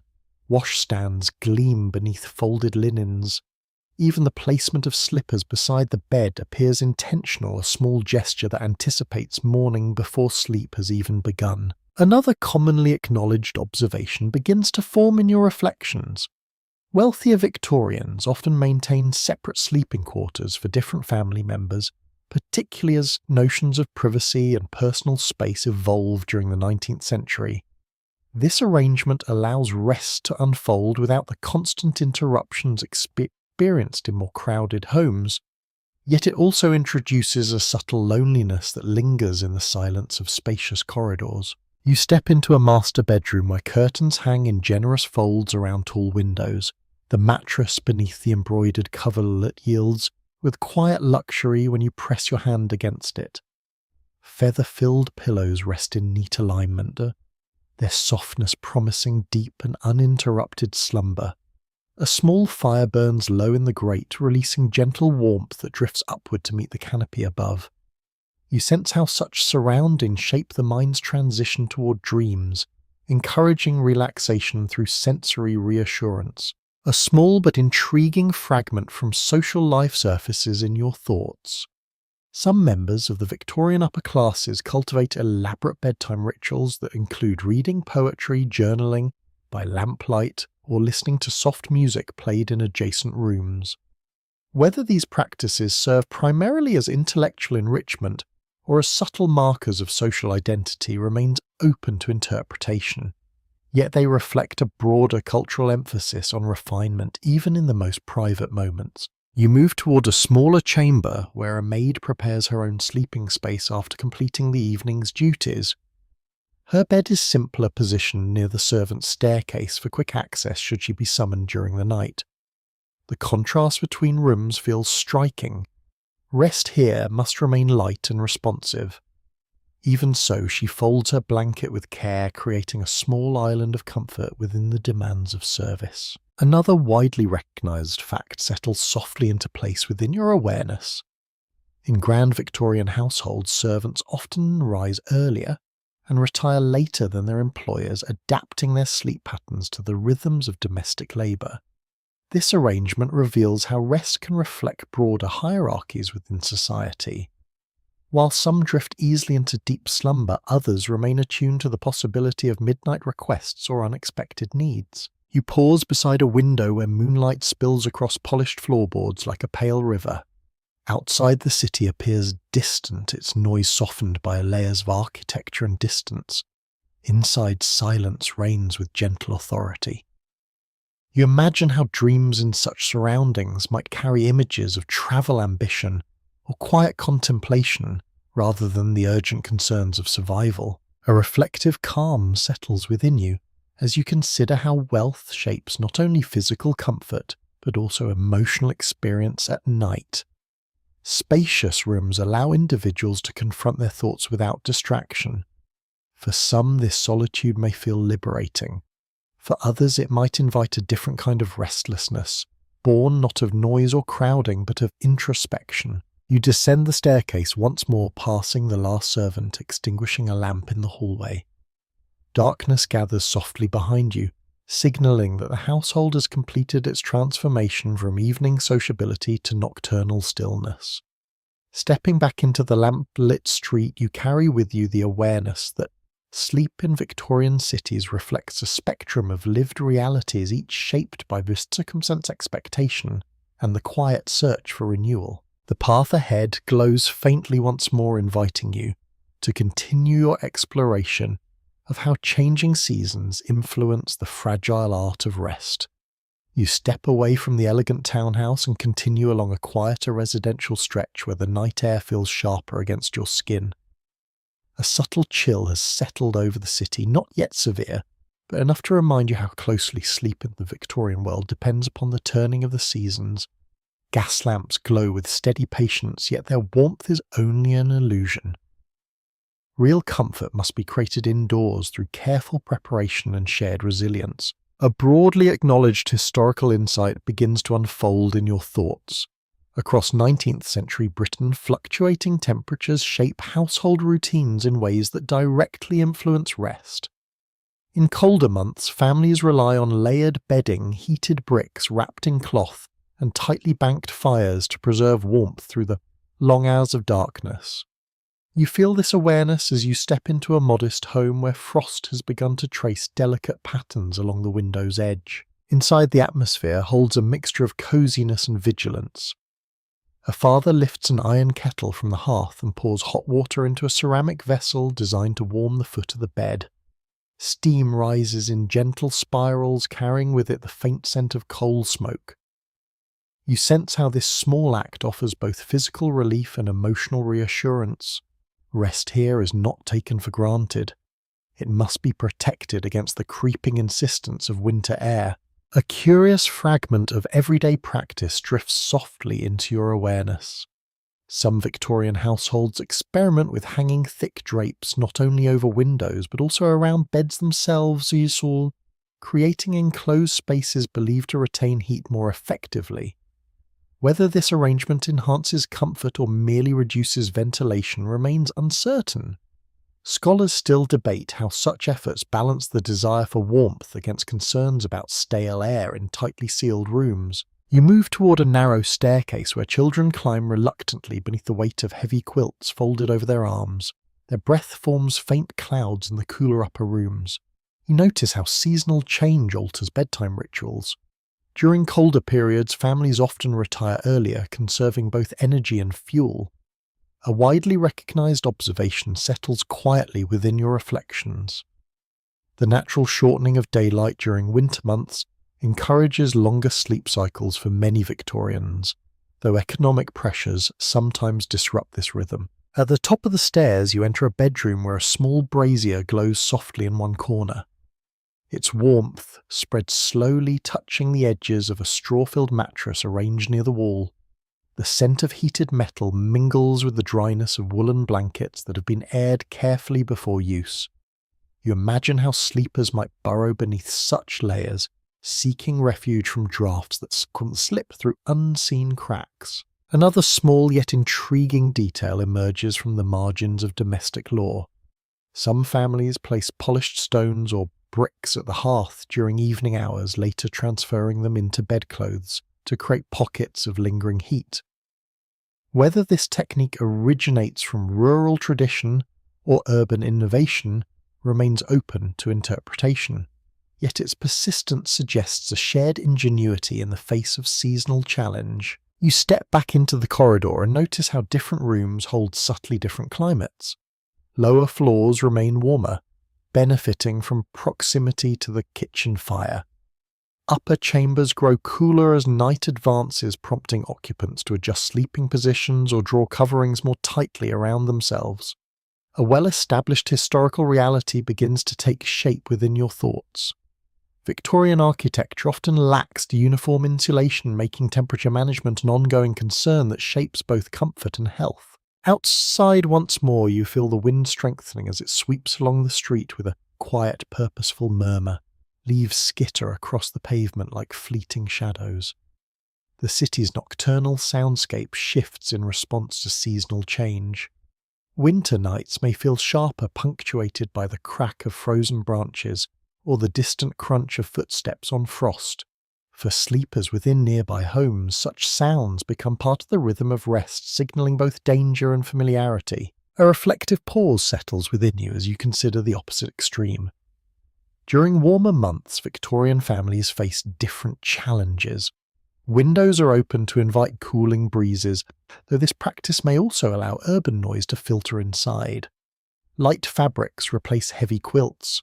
Rest becomes lighter, more easily interrupted by heat or lingering daylight. Another commonly acknowledged insight surfaces gently in your awareness. Seasonal adaptation requires flexibility not only in bedding, but also in daily habits, encouraging earlier rising during summer's longer mornings. You pass a small garden enclosed by iron railings where frost has silvered the tops of low hedges. The sight carries a quiet beauty that contrasts with the harsher realities of urban life. Within the surrounding houses, families prepare for sleep with renewed attentiveness, aware that seasonal discomfort can erode both patience and resilience. Yet they also develop rituals that transform necessity into routine. A warm drink before bed, extra blankets aired by the fire, shared laughter about the stubbornness of winter. Another intriguing fragment from fringe belief surfaces gently in your mind. Some individuals attribute particularly vivid dreams to changes in weather, interpreting restless nights as signs of approaching storms or shifting seasons. Whether such associations reflect genuine sensitivity to environmental cues or simple coincidence remains uncertain. Scholars still debate how deeply climate influences the emotional texture of sleep in pre-modern urban societies. You continue walking beneath the steady glow of gaslight, feeling the chill deepen as midnight approaches. Behind curtained windows, sleepers turn beneath layered covers, their bodies adjusting instinctively to subtle fluctuations in temperature. In grand houses and humble rooms alike, the turning year shapes how rest unfolds, reminding all who live here that comfort is never entirely detached from the natural world. As you follow the lamplit path onward, you carry with you the awareness that seasonal change forms an invisible companion to every Victorian night, guiding rituals, shaping dreams, and quietly influencing the fragile art of finding rest. You continue along the quiet street, feeling how the deeper hours of night invite a different kind of reflection. The city seems softer now, as though wrapped in a veil of half-remembered thoughts. Gas lamps burn with unwavering steadiness, yet their glow feels dreamlike, blurring the edges of buildings and shadows alike. You sense that sleep in this era is not only a physical necessity, but also a doorway into inner worlds shaped by belief, imagination, and lingering uncertainty. A widely acknowledged historical understanding begins to unfold gently in your mind. Many Victorians regard dreams as meaningful experiences, sometimes interpreting them as reflections of moral character, emotional tension, or even subtle spiritual messages. You notice how this belief shapes the atmosphere within homes you pass. Bedside tables hold small journals in which sleepers may record unusual visions upon waking. Candles are left ready to be lit in case night thoughts demand immediate attention. You step into a modest bedroom where a single figure lies beneath layered covers, eyes closed, yet brow slightly furrowed. The room holds a faint scent of lavender and warmed linen. Moonlight filters through thin curtains, casting pale shapes that move slowly with the passing clouds. You sense how the mind, poised between wakefulness and slumber, begins to weave fragments of memory into symbolic narratives. Rest here feels like a journey into unknown territory rather than a simple pause in consciousness. A curious detail from the margins of cultural custom drifts quietly into your awareness. Some individuals place symbolic objects near their beds, believing these items may influence the nature of dreams. A lock of hair from a loved one, a sprig of evergreen tucked beneath a pillow, a small charm worn smooth by the years of handling. Whether such practices reflect lingering folk traditions or the emotional need for reassurance remains uncertain. Scholars still debate how deeply supernatural interpretations of dreams persist in Victorian urban society, despite the era's growing emphasis on scientific reasoning. You move closer to the window, noticing how the sounds of the city have softened into a distant murmur that resembles breathing. In this seminal atmosphere, imagination flourishes. A passing carriage may become a thunderous procession within a dream. The flicker of candlelight can transform into the glow of an imagined sunrise. You realize that rest during this period is shaped not only by physical conditions, but also by the stories individuals carry within themselves. Another commonly recognized fact begins to settle into your reflections. Victorian literature and popular magazines often explore the theme of dreams, presenting them as windows into hidden truths or moral dilemmas. Readers discuss these ideas in parlours and workplaces alike, reinforcing the notion that nighttime visions hold significance beyond mere fantasy. You sense how such cultural conversations influence personal expectations. Sleep becomes a stage upon which the mind rehearses hopes, fears, and unresolved questions. You step into a neighbouring chamber where a child stirs beneath a patchwork quilt, murmuring softly in the midst of a vivid dream. A parent rises from a nearby chair to offer reassurance, smoothing the covers with gentle patience. This simple gesture reflects an intuitive understanding that dreams can unsettle as easily as they comfort. In crowded cities where daily life often feels unpredictable, nighttime visions may intensify emotional responses rather than dissolve them. A small but intriguing fragment from fringe belief surfaces quietly in your thoughts. Some Victorians attribute prophetic qualities to particularly striking dreams, sharing their interpretations with friends or family the following morning. Whether these stories emerge from genuine convictions, from the human tendency to seek meaning in coincidence, remains open to interpretation. Yet their persistence reveals a longing to connect inner experience with the broader flow of events. You continue your journey along the lamplit pavement, noticing how your own senses feel heightened in the stillness. Shadows stretch across the street like pathways leading inward rather than outward. The scent of damp stone mingles with the faint sweetness of night-blooming flowers in a small garden nearby. These sensory details seem almost unreal, as though you too are, say, drifting through and wishless dream. Another widely accepted observation begins to take shape within your awareness. The Victorian era witnesses a growing interest in psychology and the workings of the human mind, encouraging some individuals to analyse their dreams with new curiosity. Yet this intellectual exploration often coexists with older spiritual interpretations, creating a complex landscape of belief. Historians still argue whether scientific inquiry ultimately diminishes supernatural explanations of dreams or simply reshapes them into subtler forms. You pause beside a quiet doorway where a candle burns low in the window, its flame steady despite the rising breeze. Inside, sleepers turn beneath blankets, their breathing synchronized with the gentle rhythm of night. You sense how dreams offer temporary escape from the constraints of urban life, allowing imagination to wander freely through landscapes untouched by soot or crowded streets. As you move onward, the city seems suspended between reality and reverie. The lamplight ahead blurs into soft halos. The distant toll of a bell echoes like a memory rather than a signal.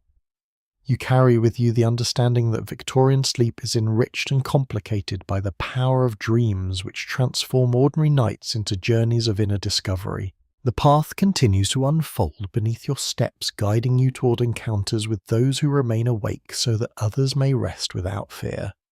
You continue along the lamplit street, feeling how the deeper hours of night bring a subtle change in the city's character. The air feels cooler now, touched by a faint mist that softens the outlines of buildings and turns every distant light into a gentle halo. Most windows are dark, their inhabitants finally surrendered to sleep. Yet not everyone has withdrawn from wakefulness. You sense the quiet presence of those who remain alert so that others may rest with greater confidence. A widely recognized historical reality begins to settle within your thoughts. Victorian cities employ night watchmen whose duty is to patrol streets, deter crime, and call out the passing hours. You hear evidence of this role even before you see the figure himself. A steady footstep echoes from the far end of the road, followed by the low tap of a staff striking stone in deliberate rhythm. The sound feels both reassuring and slightly mysterious, like a heartbeat belonging to the city itself. As the watchman approaches, his lantern casts a warm circle of light that glides across damp cobbles. His coat is heavy against the chill, his expression calm yet attentive. You realize how such individuals become silent guardians of urban rest. Their presence reassures sleepers who may never even glimpse them, trusting instead in the routine call that drifts faintly through closed shutters. In an era without modern policing structures, these nightly patrols play an important role in maintaining order. A curious fragment of social custom drifts softly into your awareness.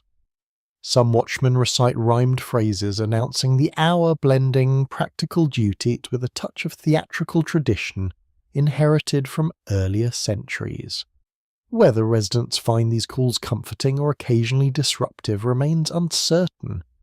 Scholars still debate how consistently such practices are embraced across different districts and whether they gradually fade as urban governance evolves. You follow the watchman at a respectful distance, noticing how his lantern light reveals small details often hidden during the day. A stray cat slips between doorways. Frost sparkles along the edge of a gutter. The faint scent of extinguished candles lingers in the stillness. Sleep unfolds behind these walls, yet the city itself remains faintly alive through the movement of its nocturnal sentinels. Another commonly acknowledged observation begins to form within your reflections. Lamplighters whose work ensures that gas lamps remain burning through the night contribute quietly to the safety and comfort of urban households. Though many complete their rounds earlier in the evening, some remain on duty to adjust flames that falter in the wind. You imagine how their efforts create a network of light that guides both watchmen and late travellers through shadowed streets. You reach a small square where a second figure stands beneath a tall post checking the strength of its flickering glow. The hiss of gas escapes briefly before the flame steadies once more. This simple act carries symbolic weight. It preserves visibility. It sustains the illusion that darkness can be gently managed. For sleepers nearby, the continued presence of lamplight offers subtle reassurance that the night is not entirely beyond control. A small yet intriguing detail from the edges of belief surfaces in your thoughts. Some residents interpret the movements of night watchmen as signs of fortune or warning, especially if their footsteps pause unexpectedly near a doorway. Whether these interpretations reflect superstition or simply heightened sensitivity during quiet hours remains open to interpretation. Yet they reveal how deeply the experience of nighttime can influence imagination. You continue walking, listening as the watchman calls out the hour in a voice that carries surprising warmth. The words echo along the street before dissolving into mist. Within nearby houses, sleepers may stir briefly, registering the sound without fully waking. Over time, such signals become woven into the subconscious fabric of rest. Dreams may incorporate the distant call as a passing melody or a fragment of dialogue. Another widely accepted historical insight settles gently into your awareness. Urban residents during the Victorian period often rely on communal awareness rather than individual alarm devices to structure their nights and mornings. Church bells, factory whistles, and watchmen's calls form a collective system of timekeeping. This shared rhythm shapes both sleep and waking life, reinforcing the sense that personal experience is connected to the broader pulse of the city. You pause beside a shuttered shop where frost has traced intricate patterns across the glass. The watchman's lantern reflects briefly in these delicate lines before moving on. You sense a quiet gratitude for his vigilance even as you recognize the solitude of his task. While others dream beneath blankets, he walks steadily through cold streets carrying the responsibility of unseen protection. A reflective calm settles within you as you consider how the presence of night guardians influences emotional comfort. The knowledge that someone remains awake to monitor the darkness can ease anxiety, particularly in crowded urban environments where uncertainty often lingers. Sleep becomes less fragile when supported by this quiet network of care. You continue along the lamplit path until the watchman's figure fades into distance, his footsteps gradually absorbed by the hush of midnight. The city feels momentarily suspended between vigilance and surrender. Behind closed doors, countless individuals drift deeper into slumber, their dreams untouched by the silent labour unfolding outside. As you move forward, you carry with you the understanding that rest in Victorian cities depends not only on private rituals, but also on public systems designed to maintain safety and order. The path ahead invites you toward temporary refuges where unfamiliar beds offer their own complex promises of sleep. You continue along the dim avenue until the neat rows of private homes begin to give way to buildings that feel more transient in purpose. Signs creak softly above doorways. Lanterns hang a little lower, their glow inviting rather than protective. The night here carries a sense of movement even in stillness, as though travellers' footsteps linger in the air long after they have reached their temporary beds. You sense that rest in such places will be shaped by unfamiliar surroundings and the quiet uncertainty of passing through. A widely recognised historical reality begins to unfold in your thoughts. During the Victorian era, urban inns and lodging houses serve as essential refuges for travellers, labourers and migrants seeking shelter between journeys. You feel this function clearly as you step into a narrow entrance hall, where the scent of damp wool and spiced ale mingles with the faint sweetness of extinguished candles. The atmosphere holds both relief and tension, as though each guest carries their own story into the shared night. Inside, a clerk sits behind a worn desk recording names in careful script. His voice remains low out of respect for those already resting. You notice how the building hums with subdued activity. Floorboards creak beneath cautious steps. Doors open and close with restrained precision. Sleep here feels provisional, a pause rather than a destination. Each occupant remains aware that dawn will bring departure or further travel. A curious fragment from the margins of social custom drifts gently into your awareness. Some Victorian inns offer communal sleeping rooms where multiple guests share long rows of beds separated only by narrow spaces. Whether this arrangement fosters companionship or heightens unease remains uncertain. Scholars still debate how such environments influence perceptions of privacy and trust among strangers navigating unfamiliar cities. You follow a dim corridor where shadows stretch across patterned wallpaper. At the end, a door stands ajar, revealing a chamber lined with simple bedsteads. Blankets are folded with utilitarian neatness. A single candle burns on a small table, its flame wavering each time the draught shifts. You sense how travellers approach rest here with mixed emotions. Physical fatigue encourages surrender. Yet the mind remains alert, attuned to unfamiliar sounds and the possibility of midnight disturbance. Another commonly acknowledged observation settles softly into your reflections. Victorian advice manuals often warn travellers to secure personal belongings before sleep, reflecting widespread concerns about theft in crowded lodging spaces. You notice a man tucking a small satchel beneath his pillow before closing his eyes. This gesture reveals the delicate balance between vulnerability and self-protection that shapes rest away from home. You step into another room where a lone guest prepares for sleep beside a narrow window overlooking the street. Moonlight glides across the floor in pale ribbons. The traveller removes boots with a weary sigh, stretching limbs stiffened by the long hours on the road.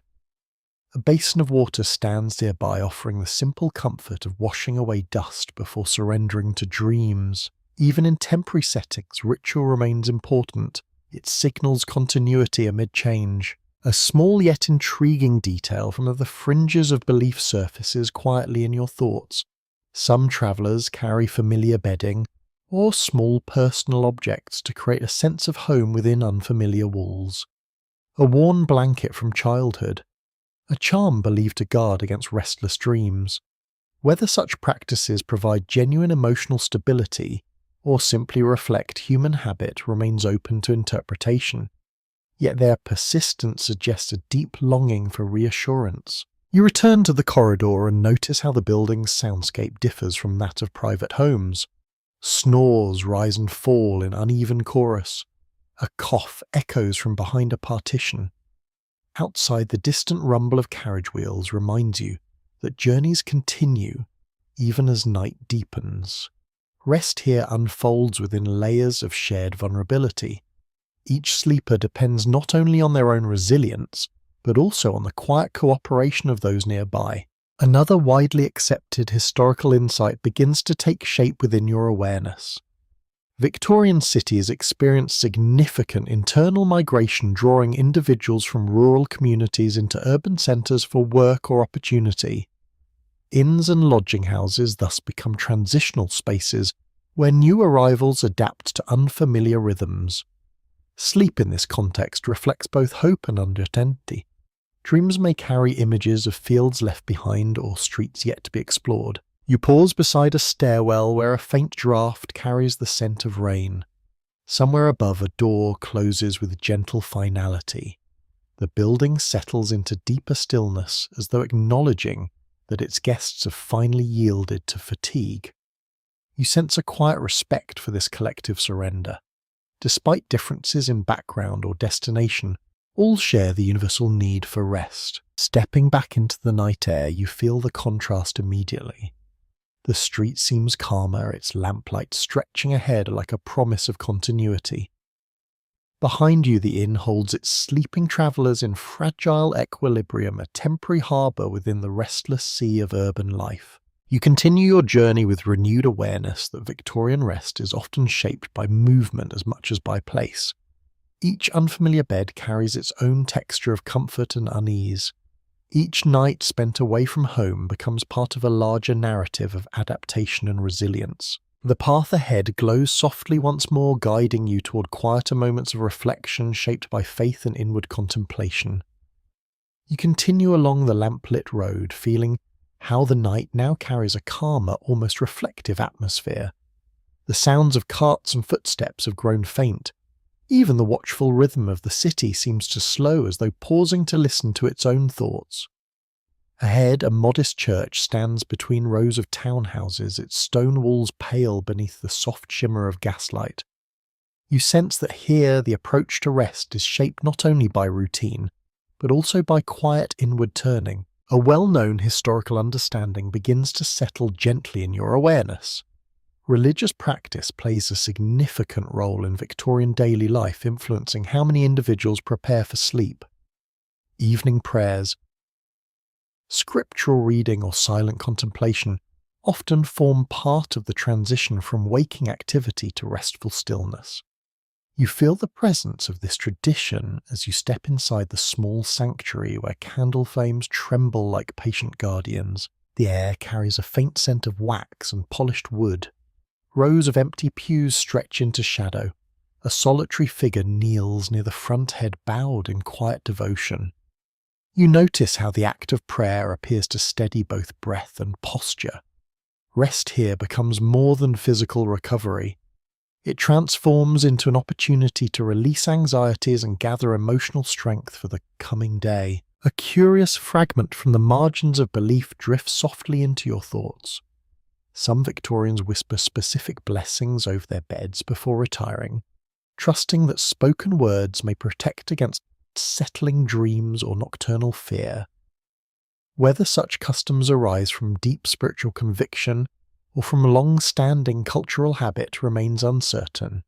Scholars still debate how strongly formal religious doctrine shapes private bedtime rituals compared with personal interpretation and family tradition. You step back outside into the cool night, following a narrow path lined with low hedges that glisten faintly with dew. Nearby homes reveal subtle signs of similar reflection. Through one window, if a family sits together, reading from a well-worn Bible before extinguishing their lamp. Through another, an elderly man pauses in silent thought beside his bedside table, fingertips resting on folded spectacles.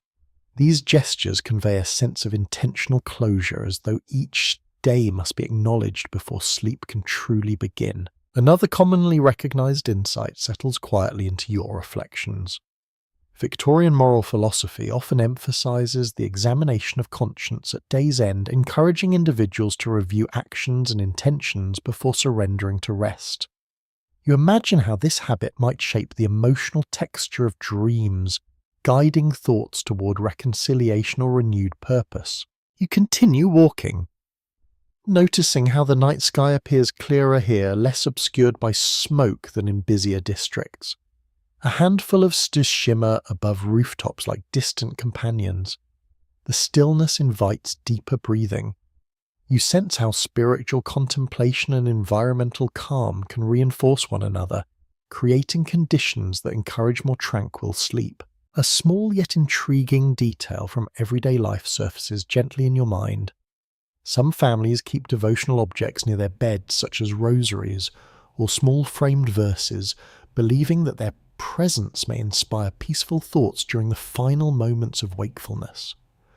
Whether these items provide genuine psychological comfort or simply reflect cultural identity remains open to interpretation, yet they reveal how belief intertwines with the practical need for rest. You pause beside a doorway where a faint hymn drifts outward into the night, sung softly by a voice that trembles with fatigue, yet carries quiet conviction. The melody blends with the distant murmur of the city, forming a soundscape that feels both intimate and expansive. Within such moments, sleep becomes part of a larger spiritual rhythm, echoing patterns of trust and surrender. Another widely acknowledged historical reality begins to take shape within your awareness. Religious gatherings in Victorian communities often serve as sources of social support, strengthening bonds that help individuals navigate hardship. This sense of belonging may extend into nighttime comfort, reassuring sleepers that they are not alone in facing uncertainty.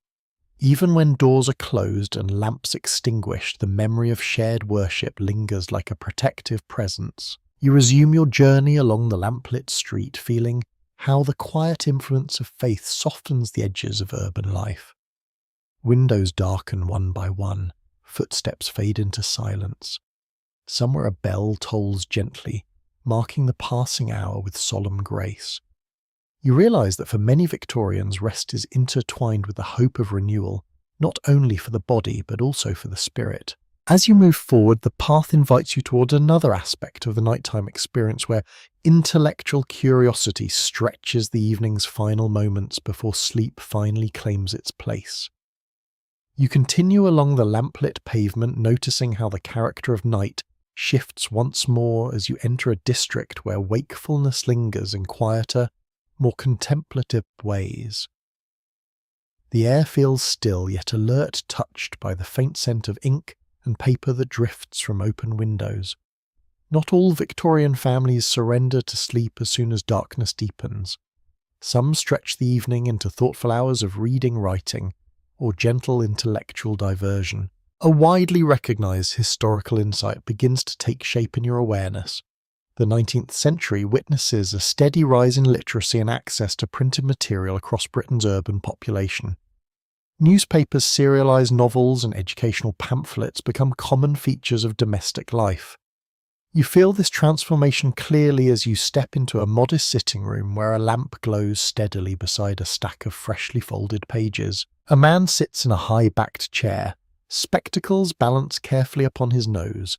He turns each sheet with measured patience, absorbing reports of distant events or reflections on social change. The quiet rustle of paper fills the room like a soft companion to the ticking clock. Rest here is delayed not by obligation or anxiety, but by curiosity. The mind seeks one final journey before the body relinquishes control. A curious detail from the margins of cultural habit drifts gently into your thoughts. Some Victorian readers cultivate the practice of marking favourite passages to revisit before bed, believing that meaningful words may shape the tone of dreams. Whether this belief reflects genuine psychological influence or simply the comfort of ritual remains uncertain.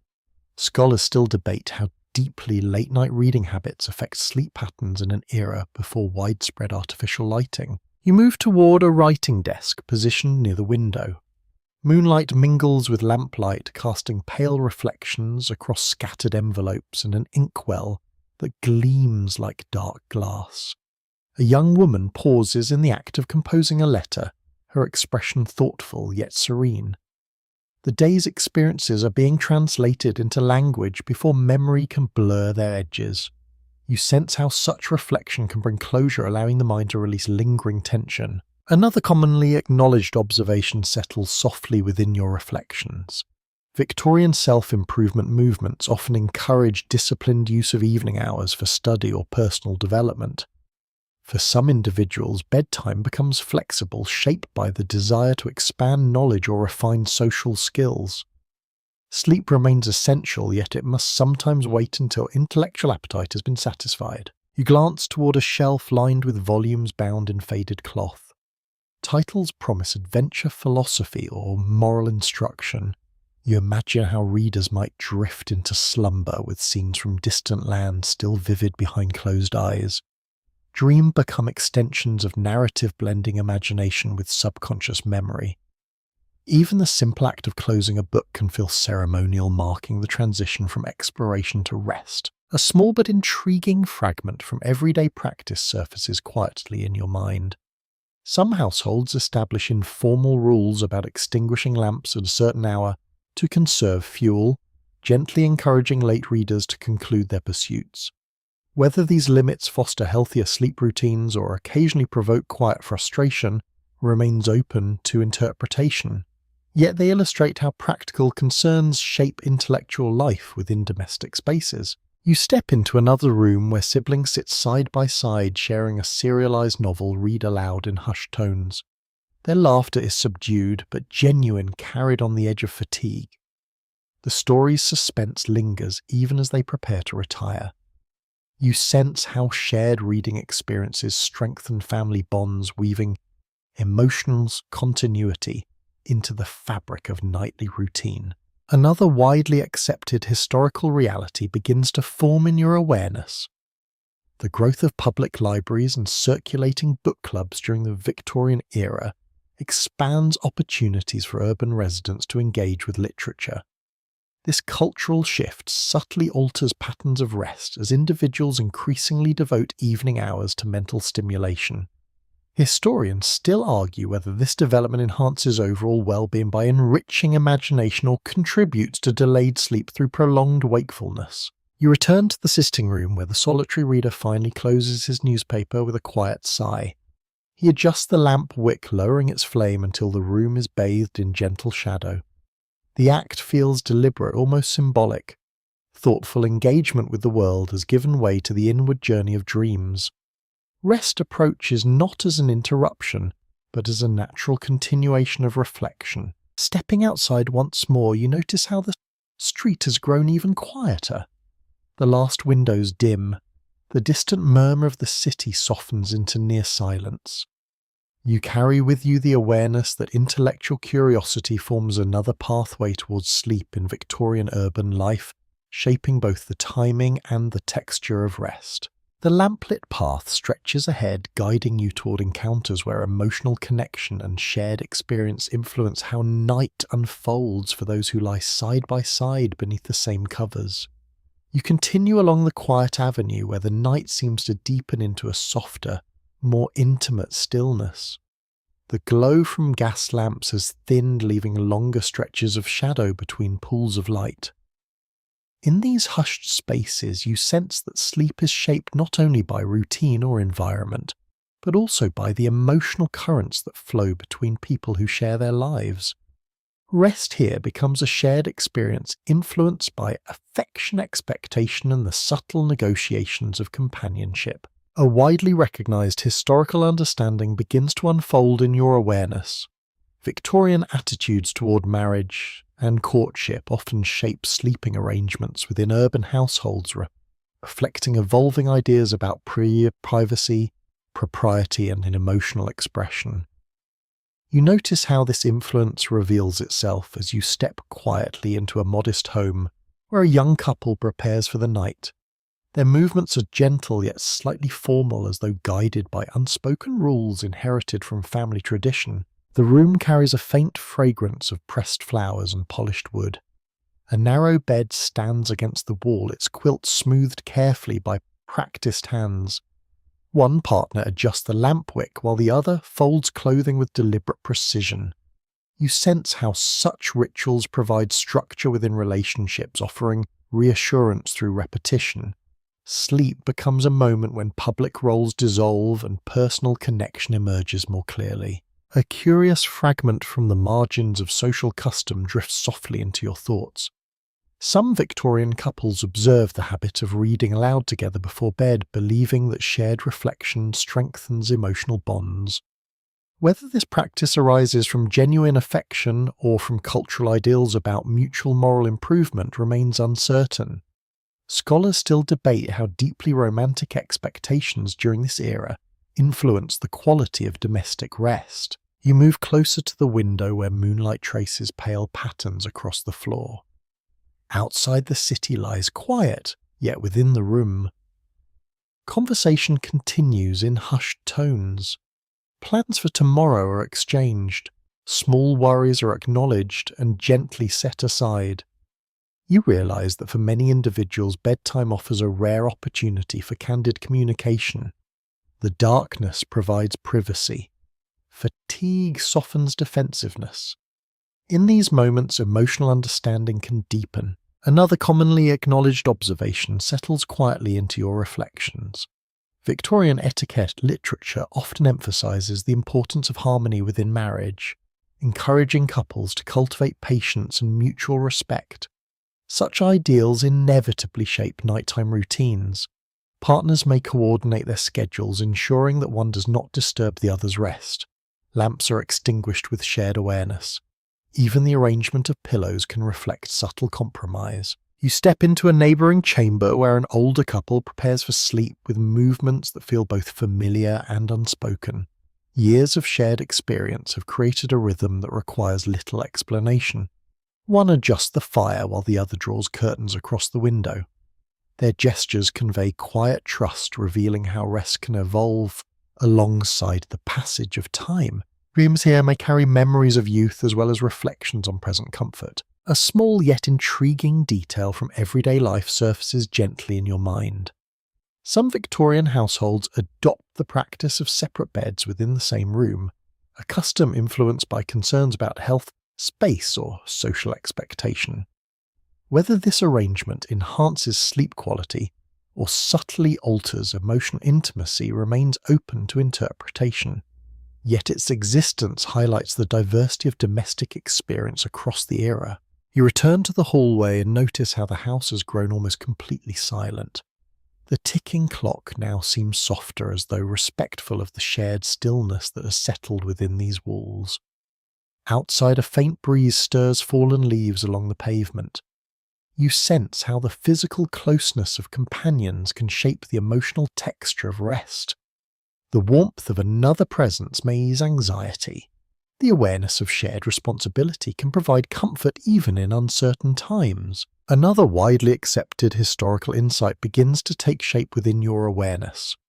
Courtship customs in Victorian society often emphasize restraint and gradual emotional disclosure, leading some individuals to experience nighttime reflection as a period of longing or anticipation before marriage. Historians still argue whether such cultural patterns contribute to heightened romantic imagination or impose unnecessary tension upon personal relationships. You step back into the lamplit street where the night feels almost velvety in its calm. Behind shuttered windows, couples lie side by side beneath quilts that hold the warmth of shared experience. Their dreams may intertwine in ways neither fully understands. Rest becomes both individual and collective, shaped by affection, compromise, and the quiet hope of mutual renewal. As you continue your journey, the path ahead begins to glow faintly with the promise of approaching dawn. You carry with you the awareness that emotional connection forms yet another thread in the intricate tapestry of Victorian sleep. You continue along the fading line of gaslight, sensing that the night is beginning to loosen its hold on the city. The air feels different, now touched by the faintest suggestion of morning. Shadows still stretch across the cobbles, yet they seem less absolute, as though preparing to retreat. Behind closed shutters, sleepers stir almost imperceptibly. You realise that rest in Victorian urban life rarely ends abruptly. Instead, it dissolves gradually into the returning rhythm of daylight. A widely recognised historical reality begins to take shape in your thoughts. In 19th century cities across Britain, the approach of dawn signals the renewal of activity governed by natural light as well as by mechanical schedules such as factory whistles and church bells. You sense this transition even before it becomes visible. Somewhere in the distance a bird calls tentatively. Somewhere else a door opens with quiet purpose. These subtle sounds weave together into a prelude that prepares both body and mind to awaken. You pause beneath a lamppost whose flame flickers more weakly now its work nearly complete. The sky above reveals a pale ribbon of grey that softens the darkness. You notice how windows begin to show faint movement within. A curtain shifts. A figure sits upright on a bed, gathering the last threads of a dream before they dissolve. Rest gives way to awareness in small increments rather than dramatic gestures. A curious fragment from the margins of daily experience drifts gently into your awareness. Some Victorian families maintain the custom of waking early to take advantage of daylight hours, particularly in working-class districts where time and energy must be used efficiently. Whether this practice arises from economic necessity or from cultural values emphasizing diligence remains uncertain. Scholars still debate how strongly early rising habits influence perceptions of virtue and productivity during this period. You move along the quiet street as the city begins to stretch itself like a sleeper emerging from a deep slumber. The scent of damp earth mingles with the faint aroma of bread being prepared in distant kitchens. Smoke curls upward from chimneys newly stirred into life. These sensory signals create a gentle continuity between night and day. Sleep is not forgotten. It lingers in the heaviness of footsteps, in the slow blinking of eyes adjusting to growing light. Another commonly acknowledged observation settles softly into your reflections. Victorian households often rely on simple auditory cues to mark the start of morning, such as the tolling of bells or the call of street vendors announcing fresh goods. You imagine how such sounds gradually penetrate closed rooms, coaxing sleepers toward wakefulness. Dreams recede like mist, responsibilities return with steady inevitability. You step into a narrow alley where a group of labourers prepare to depart for early shifts. Their voices are low yet purposeful. Some rub their hands together against the chill. Others sip warm tea from tin cups before setting out. You sense how fragmented rest during the night has shaped their movements. Yawns are stifled. Shoulders roll in attempts to loosen lingering stiffness. Even so, determination prevails. The day must begin regardless of how deeply sleep has been achieved.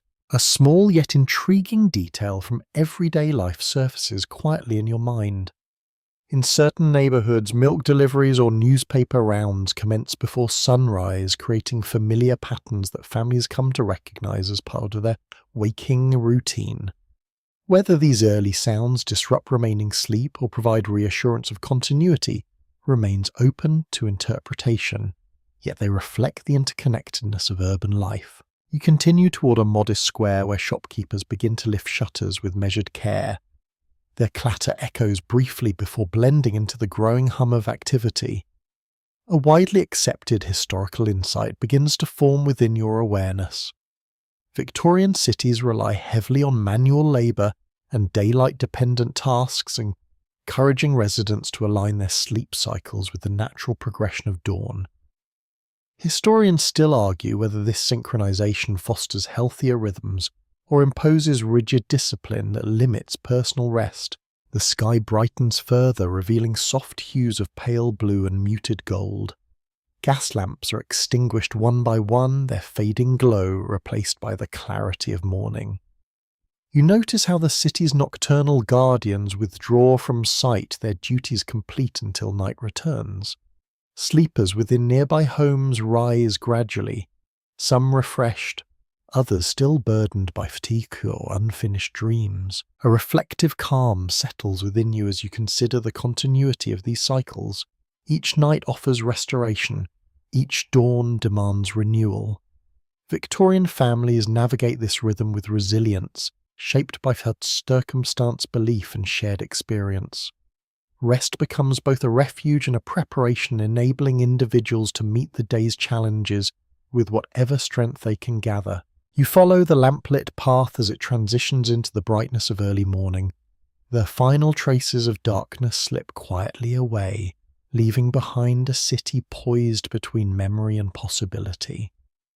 Ahead lies the concluding stretch of your journey, where the accumulated impressions of countless nights will begin to soften into peaceful reflection. You continue walking as the first true light of morning begins to gather along the horizon, though night has not yet fully released its hold. The city feels suspended between two worlds, one shaped by dreams and one shaped by the promise of waking. Gas lamps fade into pale silhouettes. Windows hold a faint bluish shimmer rather than darkness.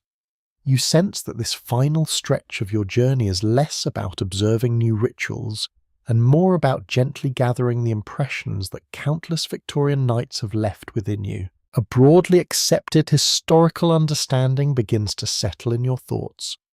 Sleep in 19th century urban Britain rarely follows a single pattern. Instead, it reflects a spectrum of experiences shaped by class, occupation, belief, and environment. You recall the crowded tenements where rest unfolds in shared warmth and restless sound. You remember the curtained bed of wealthier homes where silence carries its own weight. Each memory forms part of a larger tapestry that reveals how deeply human resilience shapes the art of finding comfort. You pause beside a narrow row of houses where faint movement signals the earliest risers preparing to meet the day. A baker's apprentice opens a door to let cool air sweep across flour-dusted floors. A servant lifts curtains with quiet determination. The scent of fresh bread drifts outward, mingling with the fading aroma of night fires. You realize how the boundary between rest and activity is never entirely fixed. Even as one household awakens another, may still cling to the final fragments of sleep. A curious fragment from the margins of social life surfaces gently in your awareness. Some Victorian observers note that the quiet hours just before dawn often bring unusually vivid dreams, perhaps influenced by shifting body temperature or the subtle anticipation of waking. Whether this phenomenon reflects physiological change or imaginative interpretation remains uncertain. Scholars still debate how circadian rhythms were experienced in environments shaped by gaslight and irregular work schedules. You continue along the softening pavement, feeling how your own senses seem attuned to the delicate interplay between memory and presence. The night's earlier sounds have faded, replaced by the distant rustle of market preparations and the tentative calls of birds greeting the new day. You carry within you the knowledge that rest is not merely an absence of effort, but a vital thread connecting every aspect of Victorian life. Another commonly recognised insight takes shape within your reflections. Throughout the 19th century, reformers, writers and physicians increasingly explore the importance of balanced sleep for both physical vitality and moral character. Their discussions echo through advice manuals and public debates alike. Yet real lives unfold with greater complexity.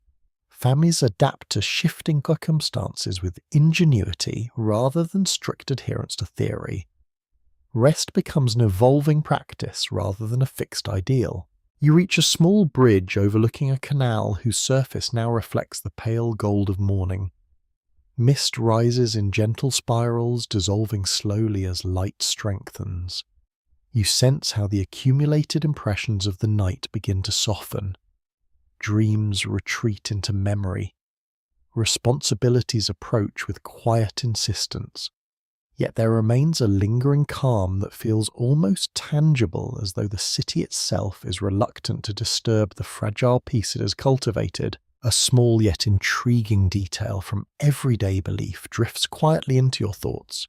Some Victorians interpret particularly tranquil nights as signs of good fortune for the day ahead, sharing this optimism with neighbours over early cups of tea.